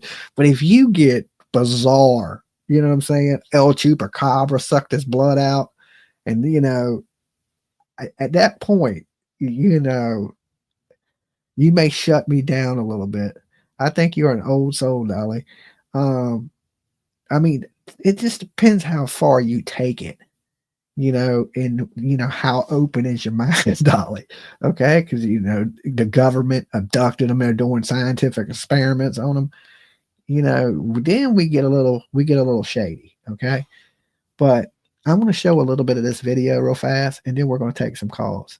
So if you want to call in late night, you're more than welcome to. But let me share the screen with you guys. And like I said, this is their most recent interview, and I know everybody's seen it. But there's just some things I want to point out, because it's hard to talk about the past, which is behind us, without showing where we're at right now. Okay, to see the stark differences in what is happening in the situation. All right. So let's share this screen. Share screen. Entire screen. All right. Why is it not showing me the? Oh, let me blow this up. Share.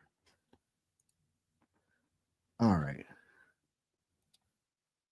Get your popcorn out. Thank you. So here we are. So it's an entire year after Sebastian's disappearance. There's no really strong lead. There's no sighting yet. So tell me what you're feeling now. Here we are 1 year later.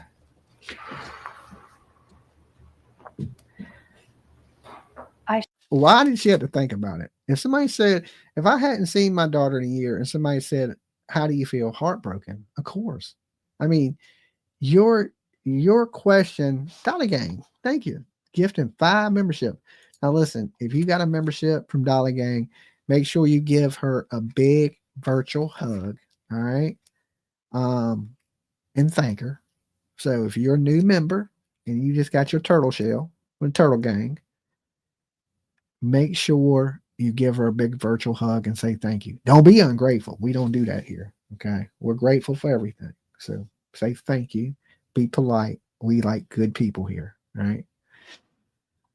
But her question should have been an immediate answer. Dolly, how do you feel about losing your dog? Right. TT passed away a few years ago. I tell you, I'm heartbroken. I wouldn't even have to think about it. Okay. I miss my dog. It ain't something I got to go, let me think. you know what? I'm upset. It's immediate. It's immediate. When you're hurt, your answer would be immediate. It wouldn't be thought out like, oh, what should I say? I don't feel the concern like the, and listen, I know everybody grieves differently. I get it. I get that. Everybody goes through things differently. People handle things differently. Like usually when a lot of things are bad, I try to laugh it off, right? It because that's how I deal with hurt and pain is I try to laugh it off and to try to cheer myself up. So for somebody that may be crying, you may see me and I may be joking, right? And the reason I do that is because I find humor is the best medicine for me. And for a lot of people believe humor is the best medicine.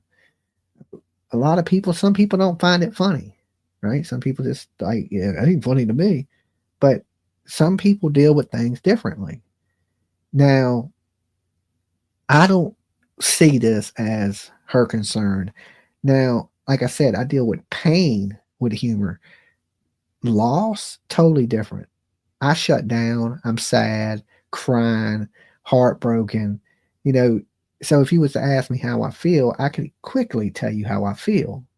Like, of course, nobody feels good that lost their kid, but it's just the way she pauses to think about everything. I struggle to put words to how it feels, honestly. How do you struggle? How does she struggle?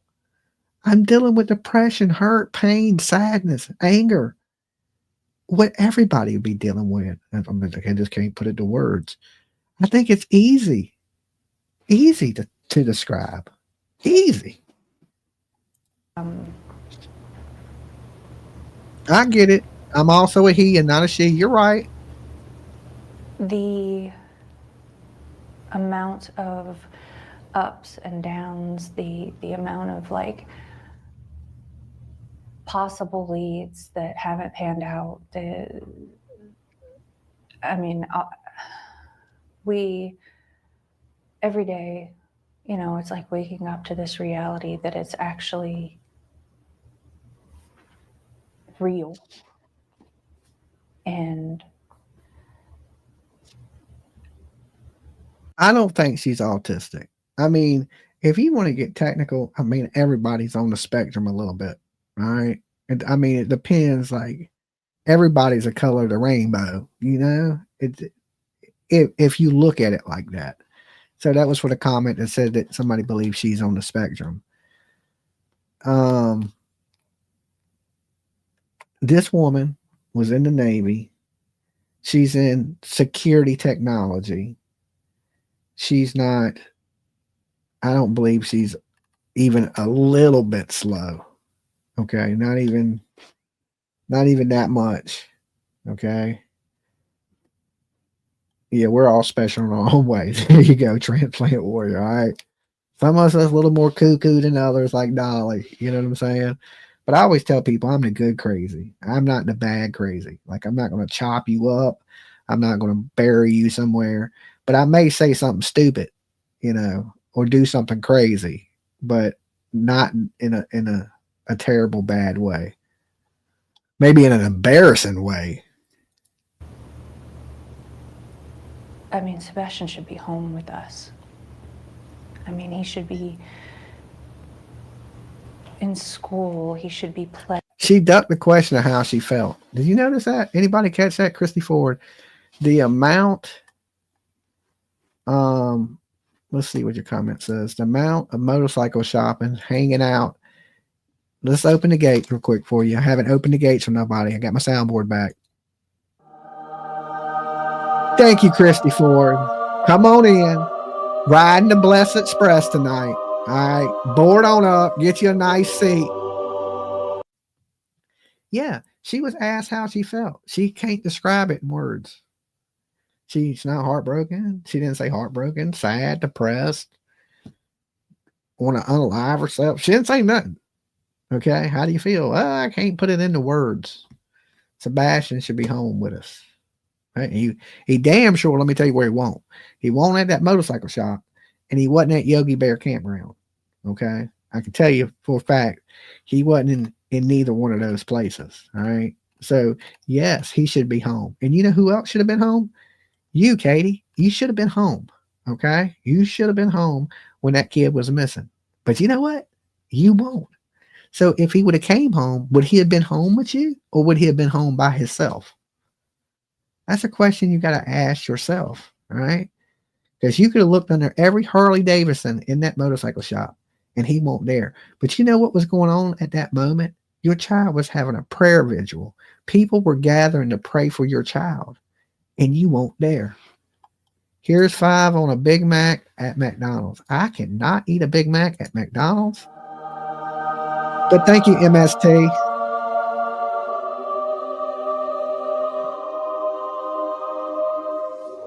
I gotta jump on the Bless Express because you are blessed when you ride the Dolly Express. But I don't know if you know MST. I had a heart attack. I gotta eat healthy, so that means I gotta eat like a salad, and that's $37.99. Okay, you cannot eat healthy for $5.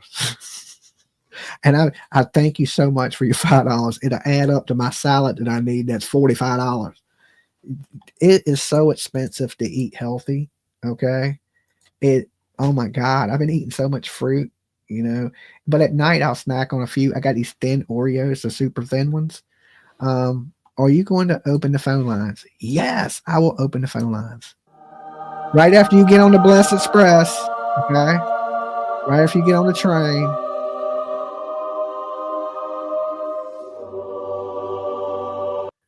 I guess I can open it while we're going over this interview. But I was just going to say, they had the prayer vigil and they wasn't there. I mean, they was basically not there for any of them. But I can understand not going to the new ones because they don't like Betty, they don't like TikTok Tony, they don't like Seth. I get them not going to these. I get it. But the very first ones, you see yourself walking through the gates, but not going to the very first ones. Like when they were at the Harley shop, while there's a prayer vigil going on for their child and everybody's out there praying. Well, the more people that are praying, the more God hears it, right? When 2 or more people come together, God hears that, right? And they said if Seth wants to find his kid, he needs to go to church. Anybody remember that? You want to find your kid, go to church. Well, he don't need to be praying to Satan, but he does. Church is good because the power of God really works, right? And believe it or not, the people saying these things, Mr. Mullet over here, I wish I could touch it, right? You need some church yourself. Y'all need some church. Here's the thing about church. You can go to church, but if you don't open your ears and your mind to the word of God, you can sit in that building all day long. It means nothing, right? If you don't open your heart up to what they're saying, you're just sitting in the building listening to people talk. You have to absorb that. You have to take that stuff in. And to sit there and tell somebody they need church while they're out there praying and you ain't, that's a little, in my words, effed up. Okay. It's a little effed up. So let me open these phone lines because I'm sure you guys are tired of hearing me talk. Okay. I'm tired of all right, let's get the phone lines open and I will put the call-in number on the screen and I'll play a little bit of between calls. All right. That didn't take long. I didn't even put the number up. Dolly. Hello. Dolly, it's Justin. How you doing? What's up, Justin? Hey, I just want to touch in on this Sebastian Rogers case. Go ahead. Take the floor. Okay, so so just recently the Gene Hackman case, everyone was jumping to conclusions. When you don't have answers, everyone goes to the immediately worst thing, right? Yeah. So the worst case scenario here is not good. We know that. But what I think, in my opinion, and allegedly is what would make sense is why she would have no feeling, right? And why she's not searching and all of this. And why Chris is, misdirecting everything. And why Seth originally said, remember on your channel when you had him up there, he said, you asked him, what do you think he would be doing right now if he's still with us? And he said he'd probably be playing video games, right? Uh-huh. So what if the flashlights that we see is her moving him, and it's putting him somewhere because she doesn't want to give him to Seth. Chris don't want him around, it seemed like, right? Uh-huh. So what if she's got him somewhere else? I mean, And I'm not going to say it's impossible. Right. Because it would explain what those lights were. Supposedly maybe even a car that obviously she put him into, right? Possibly. And so that would explain why she would leave and all of this, because she's a facilitator of it. I think Seth thinks it's her too. Obviously, right? Absolutely. Right. So, and we do see mothers that take out their own, but it's high profile when it happens. And it seems more recently, the last 5 years or so, right? But usually it's not that. It's something else. And it would explain why the police haven't pressed charges or done anything else, because they can't do that until they have the kid.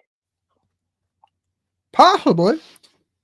And I wowould think that, and I think why it's taken so long is that they have to run all of that down.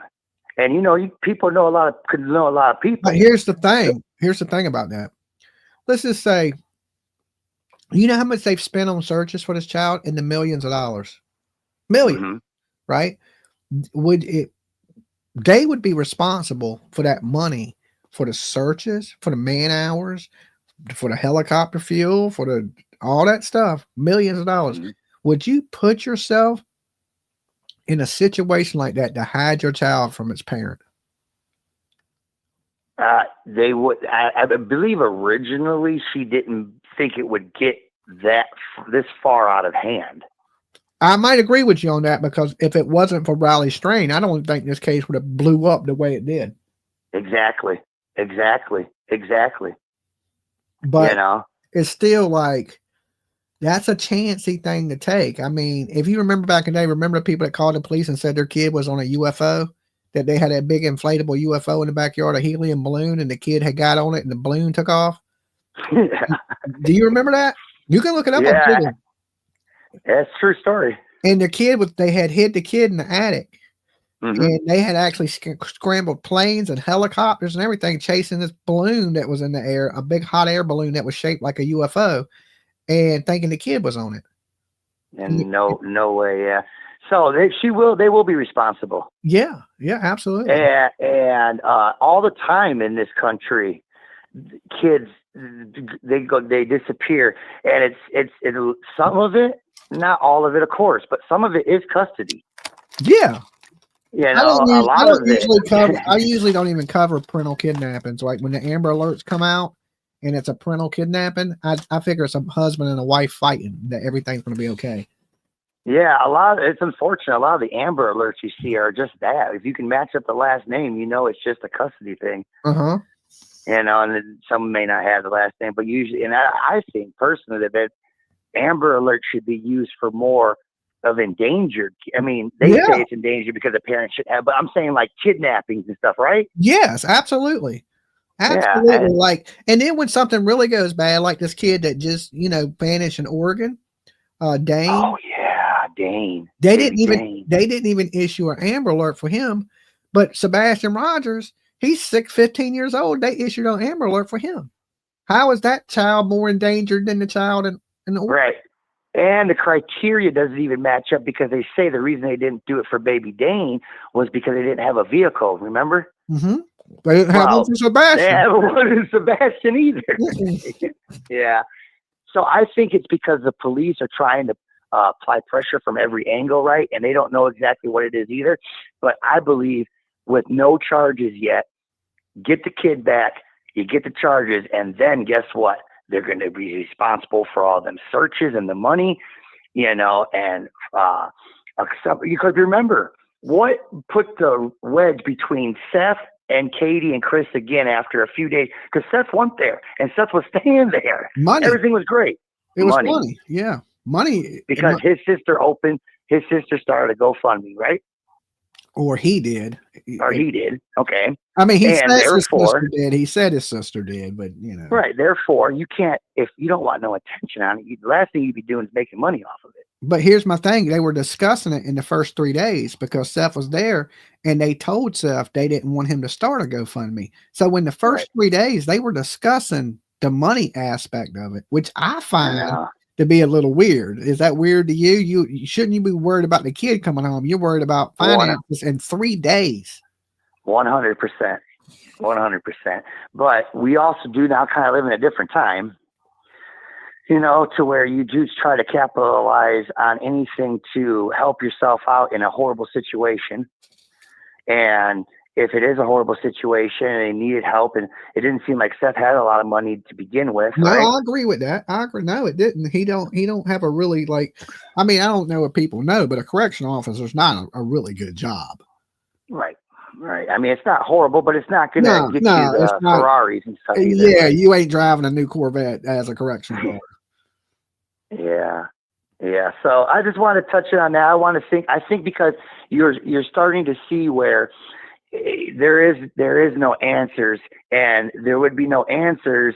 You know, you could go either way. You could go say, you know, something really bad happened to him, or, you know, she put him and hit him somewhere. But I think the more logic is, even if Chris didn't want him and said, hey, you're gonna go to his dad's, and she was on board with that, supposedly. Yeah. And Seth thought that too, because Seth thought that, you know, was a week away, right? So they say, but Seth had Seth had opportunities to take him before that, and he didn't. You know, because but this one was going to be final. He was going there. Yeah, yeah. He had told some, you know, according to Seth, Sebastian told him he didn't want to go home, but he sent him home anyway. Right, and I would think that was because that the way the marriage was and everything going on, and it just him getting older and maybe having issues, maybe not, whatever. It got too much. And Chris, being the husband, now says, hey, well, let's get Sebastian go to his father's, right? And so Katie says, okay, but Katie was never going to let him go to Seth. Yeah. She can't stand Seth. Well, and I hear that ain't the case, though. I hear that ain't the case. I'm not positive. I heard they were all friends, and that Seth and Katie communicated all the time before this happened. But because of the child, only because of the child. And in the beginning, Chris was searching with Seth. Right. But that's the whole put a good face on because, hey, my wife just did this. Yeah, and I don't want you to be mad. Yeah, don't be mad. I'll search with you kind of thing. You may be right on that. I mean. Yeah. Because now so for the other 300 days, 320 days, how's it been? You know? So, but look at 2 years, Mr. Sebastian becomes 18 years old. Yeah. Things change then, because now you don't have to worry about having a parental guardian. So now Seth, you're not taking care of my child. My child is now an adult, 18 years old. I think it's all in the mind. I really, really do. I think she's a type of woman, you can tell you're not getting over on her, and her giving her child up in her mind was too much for her, I think. But that's all. That's what I wanted to say. Okay. All right. I agree with you on some of the stuff you said. All right. You be good. Stay safe, brother. Hey, thanks, Dolly. Appreciate you. Take care. All right. Peace. Peace. Yeah, I mean, he could be right, but I think that would be an absolute bad ass move. Okay. To fake the kid or the disappearance of your child. Can it happen? Yes, it's happened before. Parents have done that. Right. But then Sebastian would have to be somewhere. Somebody else would have to be in on the crime and willing to go to prison behind her wanting to hide Sebastian. So it ain't like everybody watches the news. This is national news. Would you take in a kid that's like taking in Bonnie and Clyde? All right. You lost your damn mind. You came over here with a kid and said, you know, if you had your kid and you needed somebody to babysit it, you're like, I'm going to jail. and I need to leave my kid with you until I get out of jail, I'd be like, all right, I got an extra room, right? But if you just showed up with some kid that's on America's Most Fucking Wanted, on the FBI's top 10 wanted list, I would tell you I'm calling the police, okay? Nina, thank you, Nina. That is awesome of you. I'm not taking no kid that's wanted by the FBI that there's a $50,000 reward for. You're not getting, you know what I'm saying? What you going on with your husband? But F that. Dolly. Hey, Dolly. Hey. It's Rita from Dexter. Hey, Rita. I told you I was calling. Did you? Okay. Yeah. Well, we've talked about my theories on this case, but I'm just telling you now. I'm just going to say this. I'm not going to take too much time because I always get through. Okay. So I'm going to allow other people to get the opportunity to call in because everybody's got a different opinion. Uh-huh. Now, my opinion is this. This child went somewhere. And I've been watching the chat, and you really have a divided chat on this. Uh-huh. So I'm just going to say a few things. I mean, no disrespect to anybody in the chat. You know me, I'm always respectful on your channel. And any channel I ever go in, I'm respectful. I even ask them I welcome before I even stay in that channel, before I even sub up. That's just me. Now, I have had to take a break from this case many times, and we've talked about this, for my own mental health, because I have a special needs child, and you know what I'm going through with that child. Yes. And so I am very close to my child, and so this with Sebastian is triggering for me. So, I mean, I feel for this kid because he is not here. My problem is this, and this is a problem that everyone should have. Okay. This child is not here. The parents are all here. No one is looking for the child. Something happened and the child is not with us no more. Not publicly. Privately, allegedly. Yeah. So my thing is this. You have a child missing. You should be out looking for your child. We have a bunch of leeches latched onto Seth. It is ridiculous. It's not even, he would do much better if he went back to what he was doing in the beginning. But remember the interview with Nancy Grace when he took the polygraph. I would like to clear up, Seth did take a polygraph with Nancy Grace's top detective. This was a FBI agent, very well-known, respected agent that he took that test with, and he passed it with flying colors. And in that test, he was asked, what did he think happened to Sebastian? And this was in the test. This is what he said. He said, I think that when she gave him his medicine, she accidentally overdosed him. And he even asked Nancy to keep it private, but she still told everybody. But you know how Nancy is when she thinks she's on to something. You know how she is. She's stubborn. So, but he said he really thought that it was an accident and they got rid of him. That's pretty much what he said. Yeah. Now, I hope that didn't happen. I hope that didn't happen. He believed that. He believed it, and he passed his lie detector test. So, I mean, there's some confusion in the chat. There are people that think Seth's guilty, but I really don't think Seth is smart enough to beat the box. I'm sorry. No, I don't think Seth's guilty at all. Not with an FBI agent. I'm not buying it. He's now, I know Chris Cage passed him too, but he's guilty of letting leeches around him, but guilty of hurting his kid. At this present point, no, I don't think so at all. Yeah, no. And as far as him running away, I'm gonna touch on this, and I'm not gonna go into my runaway story. You've heard it more than once. He'd have been caught by now. He'd have been found. The reward is too big. People love that kind of money. We're going in hard times. People need money. Even at a $50,000 reward with the FBI up to that, people need money. If somebody knew where he was, they would. I think that I don't know what happened. I wasn't there, and I don't want. But I'm gonna.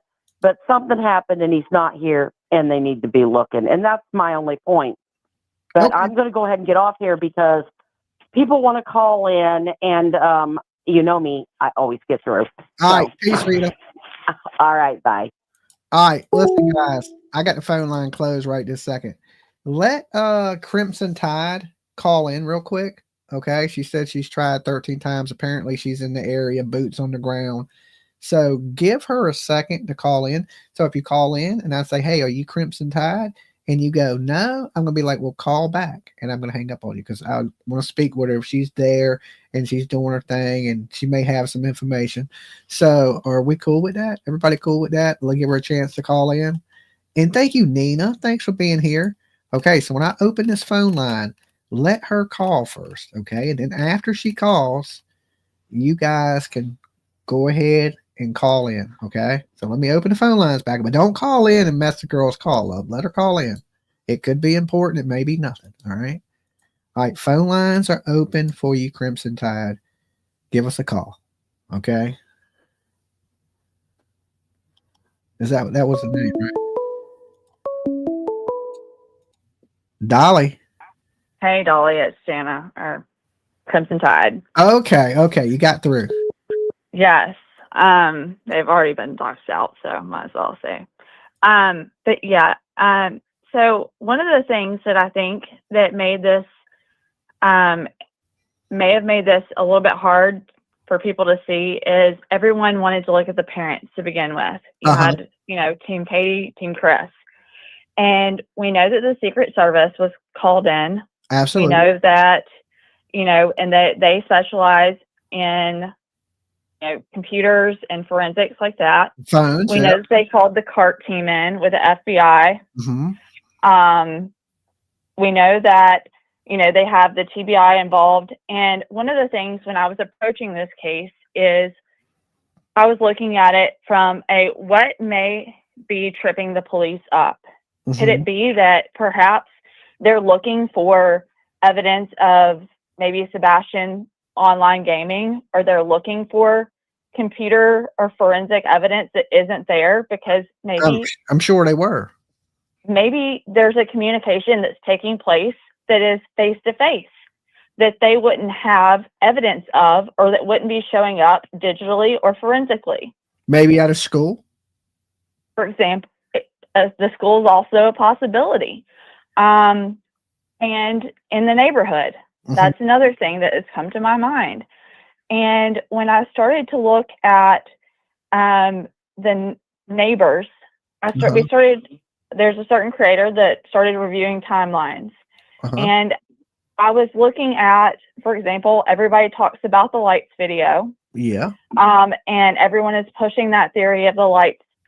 And there was a certain individual that lived in the neighborhood that I knew that was behind creating a lot of the narrative that's been pushed by whatever you want to call it, the green team, mob crew, etc., regarding the lights theory.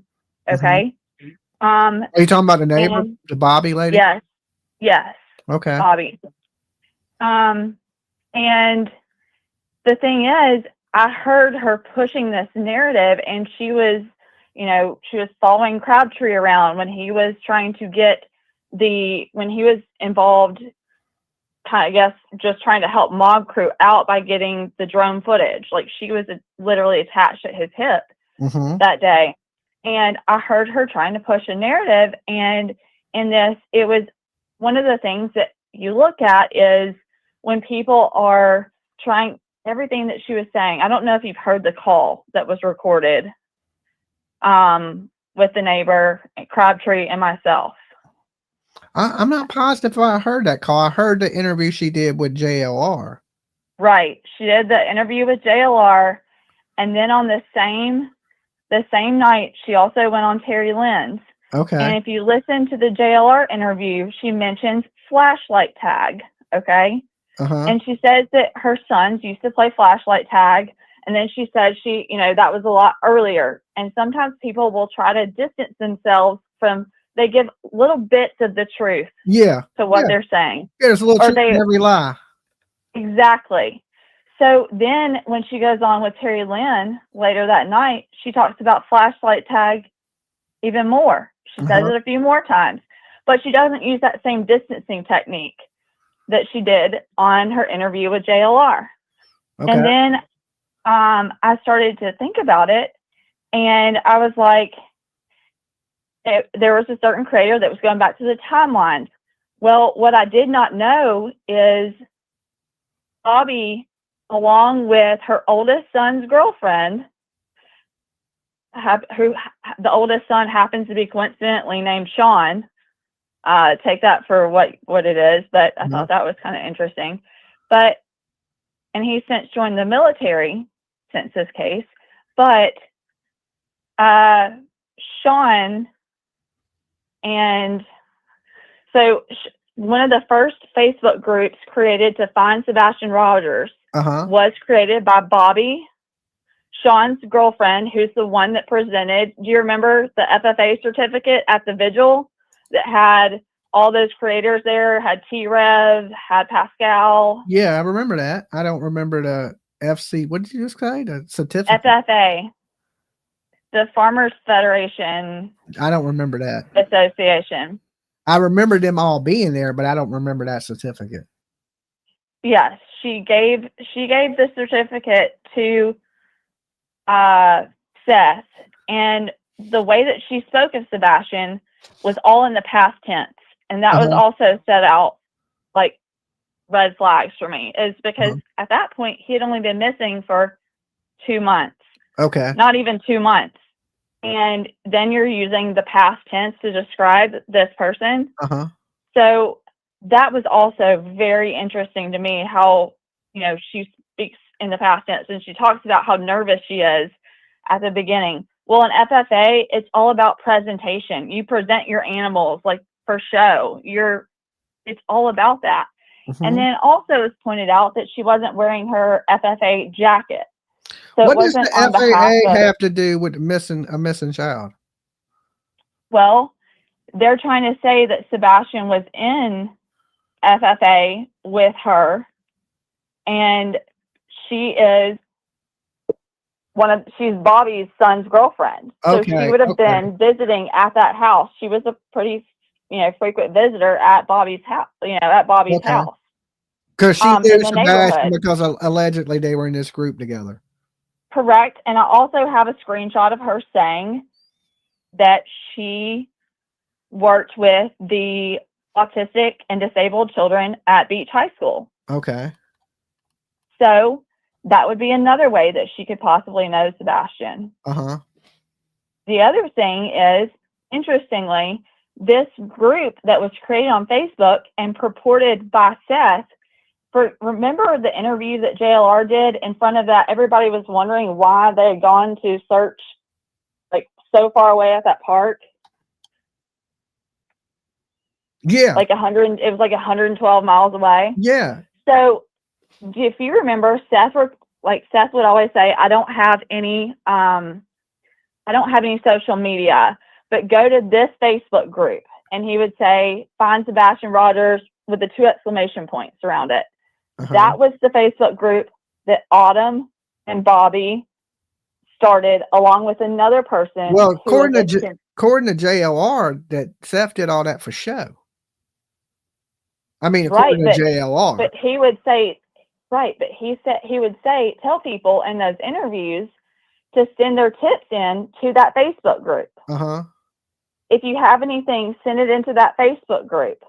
And they were responsible for kind of filtering those tips and deciding in turn, they're deciding what gets posted, what doesn't get posted, what's being posted by, and what they can post anonymously in that group. If you look at a source of most of the misinformation in this case, it came from that Facebook group. Okay.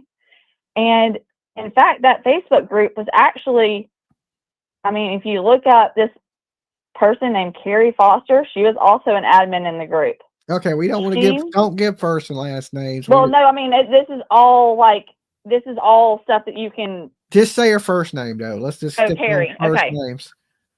Well, okay. It was used to misdirect. It was used to misdirect search efforts. And very early on and even later. And I thought it was interesting as who the other admins in the group were. because Bobby said early on that she didn't even know who Sebastian was. So the fact that you're going to take on adminning a large Facebook group of this nature is very interesting to me. Like, why would you go to such lengths for a child that you don't even know? Uh-huh. She also was the one that created. Well, I mean, that's the a really hard question, because that's just like asking me, why do I do stuff for, children that I don't know? My daughters asked me that. And I told my daughter, I said, because I care, because nobody else gives a damn. That's why I care. Yeah, but then when you start looking at that could be interesting. But if you think about if you heard some of the clips with Bobby, what she's always doing is she is always bitching about the traffic in her neighborhood. She's bitching about how they know what, like, she even called the cops on Betty. I believe I have to go back and open my videos up, because I privatize a lot of videos, but I don't know how many people remember when I was here and I was walking down the street and a lady pulled up to me and she said, I just want you to be, she said something to me, right? And she said, I just want you to be respectful, to the family. And I said, lady, I'm always respectful to the family. And she goes, I was like, you must have me mixed up with somebody else. And she goes, are you Dolly? And I think that may be her. I wouldn't be surprised. I wouldn't be. I'm going to have to go back and find a video of where, for most of my viewers, they remember, because I was out there and I was streaming it live. And she pulls up in a vehicle and I'm walking down the street and she's like, I want you to be respectful to the family. And I was like, I'm always respectful, lady, but you got me mixed up with somebody else. And she goes, are you Dolly? And I was like, damn, she got me. You know what I'm saying? I think that might be her, so that's a little odd. I do remember her mentioning you in one of the things. I think it was at the vigil, at one of the vigils, because she was sitting there and I was speaking of Beautiful Sunflower. The condensed version of the dispatch audio, if you listen to that too, her sons were out.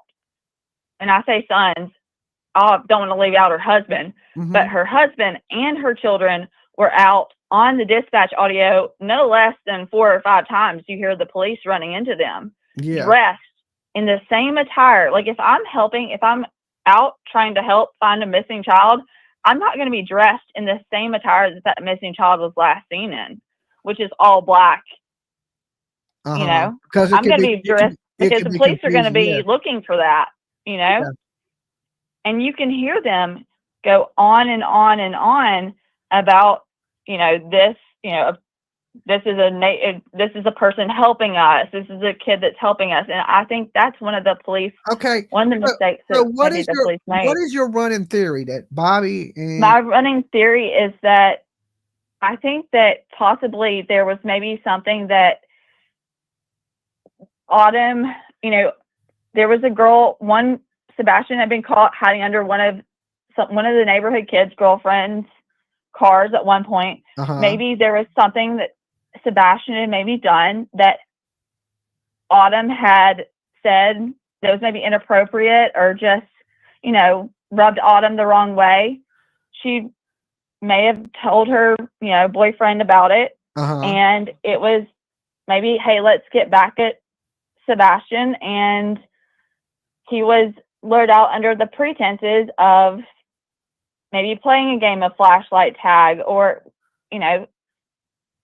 that could also help explain the thud. Was Sebastian possibly under, thinking that maybe there was a game of flashlight tag going on that night that he could be a part of and join in on? Yeah, but how would they have contacted him without going up to the house? Because Sebastian's room's in the front of the house, and there's a camera that's right at the front of the house. If you're dressed in all black, there are ways, Dolly, that you can get out. That I know you had said earlier in this that you didn't think that you could leave the front door and not be seen. But there are ways that you can, especially if you're dressed in all black, that you could get out of that house and not be seen.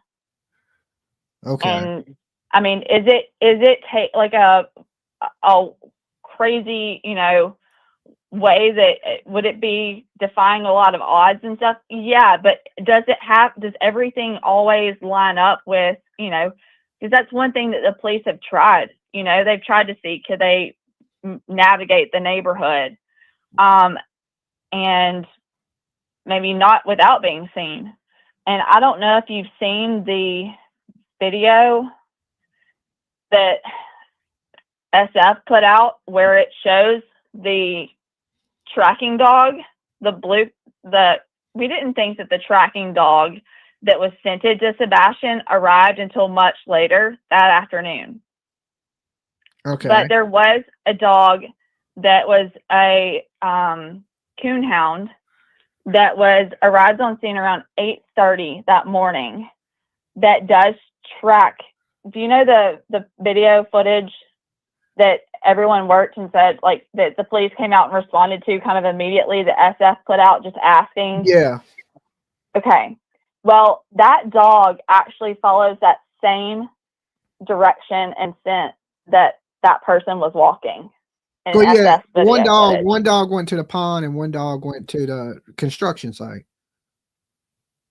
There were, I think, 3 dogs total that went to the pond. The first dog, Max, was the one that you hear on the dispatch audio that went to the pond. Then there was another one that also went to the construction site and down to by the pond, but they also are asking about the footprints, like, because that's another thing I just want to clarify is because I've heard you say like that he didn't have a jacket, he didn't have shoes. That's one thing that Ellie will not say. If you look back at the thing, they say we will not say that he was not wearing shoes because Craddock was very emphatic about that. Yeah, I know. I've seen Craddock say it, that we're not going to say that he was not wearing shoes at this time, is what he said exactly. But we also, the head detective, the lead detective in the case, said the dogs, even though that they looked like they were tracking, they were really on a false lead and they didn't hit on anything. Well, that's where there's been, so with that is, dogs are only as good as their handler. And what they were saying, I think, was kind of lost because it's been, sometimes it depends on how things are edited too, with the news and different things. Well, I mean, so one thing that I think is important to clarify is that maybe what I think they were meaning is that no dogs were tracking to Sebastian, in the sense that no dogs led them to Sebastian or where Sebastian was. Like, it was a dead end in the sense that the track stopped at the retention pond, right? Like, there wasn't. Yeah, but that makes really absolutely no sense in the aspect of that, because what happened to him at the retention pond? He's not in the retention pond. Well, that's one thing that's interesting too, is listening to that phone call that I put out, is that Bobby actually, and sometimes, people will also project the truth onto other people. So Bobby actually places Bobby says that I think Katie and Chris and them took him to the retention pond. And then she talks about, in that phone call, she talks about the suction sounding of the, because her kids have a 4-wheeler, a Razor. And she talks about her kids going in the 4-wheeler in the retention pond much later, like weeks after or whatever. But she says it makes a suction sound. It's like quicksand. And this is a family that grew up around construction. The dad built the only thing neighborhood. I disagree with that is I've been there to that retention pond, and it's not deep, and it was pretty much drained of maybe about 6 inches, 7 inches of water, and it well, in that call, she talks about I don't know if you can hear And this part. it had a metal grate so heavy that Sebastian could have never lifted it at the bottom of it. Right, but she places her kid's razor in that retention pond and says that her, like, the Jeep had to be used to get the razor out of it. And my thing is, why would because you've seen the retention pond. Yeah. Why are you gonna, and her kids were, by her own admission, following, the dogs and one of the dog handlers. So why are you going to drive your razor through that retention pond? It makes absolutely no sense. If you, like, especially growing up in a construction family, you're going to know what retention ponds are like, because apparently he was in that day. They actually literally washed their boots off next to one another, according to Bobby's own story. Yeah. But Bobby actually, if you listen to, someone did mention this in chat, Bobby actually mentioned the flashlights. She used another name, but it's definitely her voice. Okay. On a call-in show to Nick Barris, where she started talking about the flashlights before the flashlight video even came out and was leaked by Nick Barris. Okay, but she used a different name. But Yes, and that was Brittany, which is a name where you'll hear. But so you're thinking that the girl was mad at Sebastian, but maybe Sebastian did something inappropriate. So she told her boyfriend. The boyfriend coached him out the house and did something bad to him. Maybe it may not have just been, and it may have been something that, like, went wrong. Like, I'm just gonna rough Sebastian up for, and it necessarily didn't have to be an intention to where that was his intent to begin with, but something maybe got out of hand or went a little wrong. And then what, they dispose of his body, or? Right. One of the things is too, here's another thing to think about, the way the police have worded things, right? You know how they talked about geofencing, and they've talked about, the things that they've done. They've accounted for the cars in the neighborhood, and they've kind of looked at which cars should have been there. Well, it's one thing. What if that car is supposed to belong to somebody in the neighborhood? It's not going to stand out, right? What if maybe the people responsible are people that aren't going to raise any red flags with LE, because it's not a rented car. It's not a car that's out of place. That's, you can explain away. Okay. I mean, it's a theory. I mean, I don't know. I mean, I understand what you're saying, that this kid is in the neighborhood. He may have been upset with Sebastian, done something to him, and got rid of him. But I don't think I don't think law enforcement has any proof of that. Well, what if maybe law enforcement wasn't aware of, maybe they have been, how people can get tunnel vision even in LE. I think LE's focused on the family for sure. Right. So what if they got a little tunnel vision focused on, like, Katie or, and or Seth, and didn't think possibly about a neighborhood kid possibly being involved.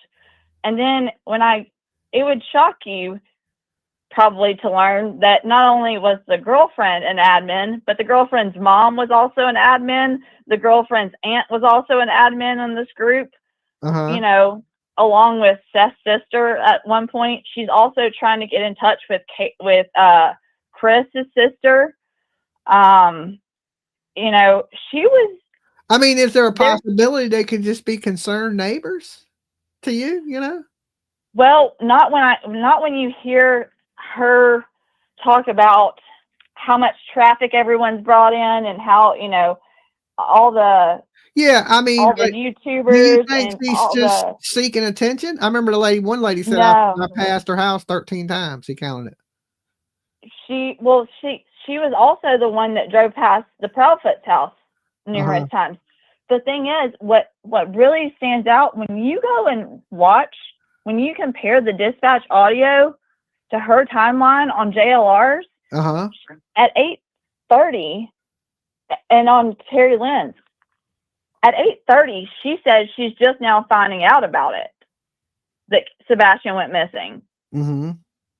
But then she also says that her sons watched Max dive into the retention pond. Well, I hate to tell her this, but Max was already in the retention pond at 7:50.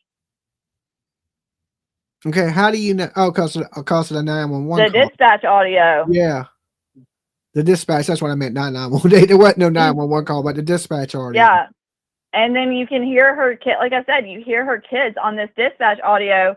Even her, I gave the timestamp to one of your one of your sunflower, but the husband was even in they had mistaken her husband and one of her sons as being possibly Sebastian later on in the day.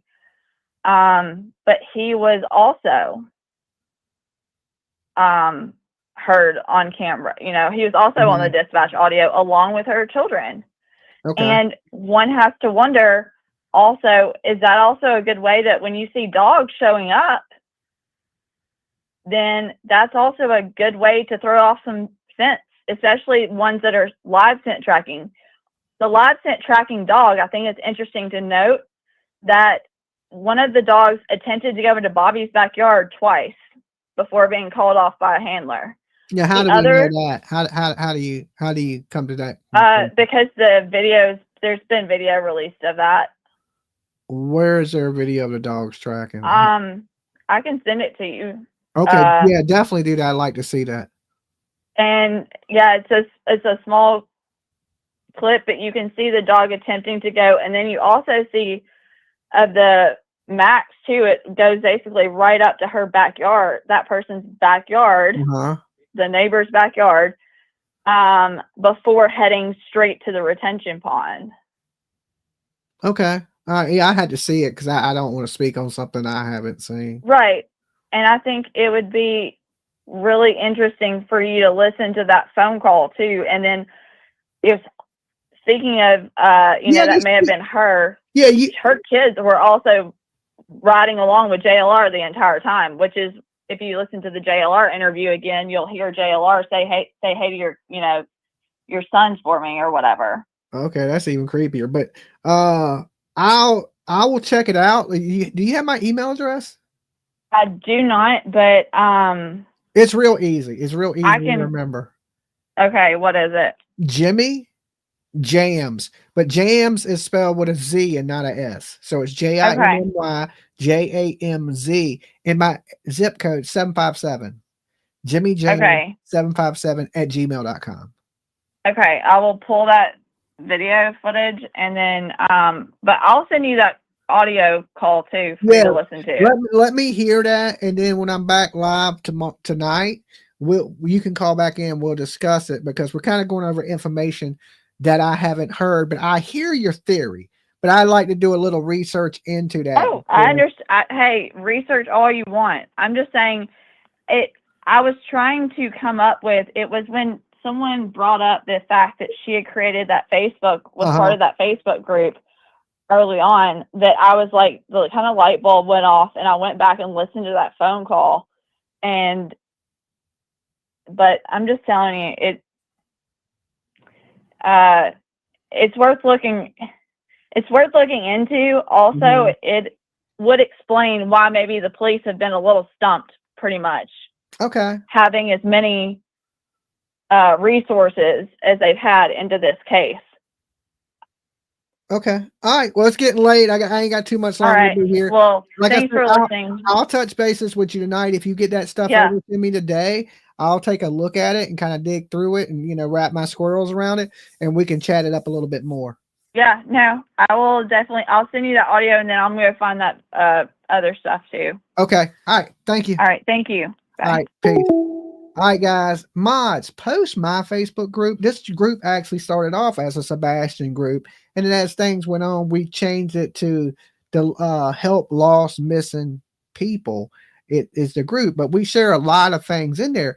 A good way, if you want me to see things or you want to discuss the case, is to join our Facebook group, which is help lost and the missing. Okay. So one of my mods, if you could post that link, you guys join up, okay? Because it's a good place to get information, post things, keep the conversation going, especially when we're not live. If there's something you may find or something you want me to take a look at, that's a good way to get it to us, is to post in our Facebook group. We changed the name of it. It was Sebastian Rogers Missing, and then we changed the name of it because we thought the group was just it's just about Sebastian. And what about all the other people that go missing? And we wanted to be able to share. Beautiful Sunflower just posted it right here. Okay, so definitely go add that Facebook group, and it's a good place that you can add things about Sebastian Rogers. You can add things about any missing person you want there. We didn't just want to focus on one person, because then what about all the other missing kids? These people need attention too. So if you want to discuss anything, or you have any want to post anything about a missing person, or that's a great place to let the group, well, the Turtle Gang here, know is in that group, that Facebook group. We also have a Facebook group that's Dolly Vision, so you can add the Dolly Vision Facebook group. You can add the lost and help the lost and the missing, and that's a good way to keep in contact with us turtles, or share information you may have, or anything like that. Anything super important, the best way to contact me, of course, is through email.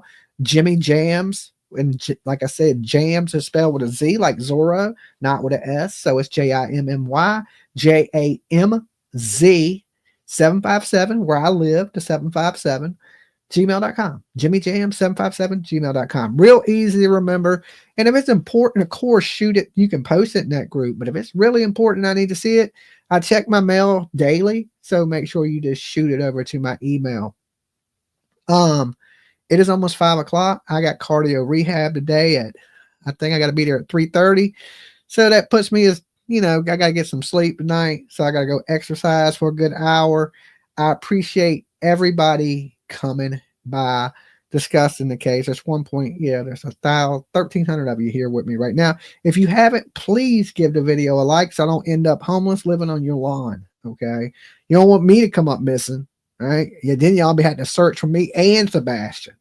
So by hitting the like button, I'll keep my lights on. I'll be able to stay in my chair, and y'all won't have to come hunt for me. Okay, so Dolly won't vanish on you. I'm here with you every night. My schedule's been a little off. I've been doing late nights, coming into the early morning.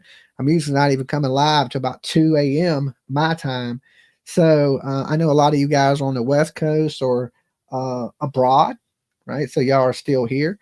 But I do got to get a little bit of rest to get everything moving today. And thank you guys that have called in. I would have been able to take more calls, but it's been a busy night for me. So be good, stay safe, and we'll continue to touch in on Sebastian. We're not going to forget the kid.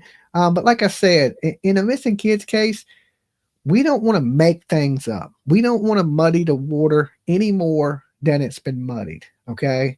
And take my advice on this. Don't believe nothing you hear on the internet, and only half of what you see. And that used to be the saying. Don't believe nothing you hear and half of what you see. But now just remember, don't believe anything you hear and don't believe anything you see, okay? And you will be good to go. Also, remember this. If nobody else loves you, Dolly does. Y'all be good. Stay safe, guys. Peace.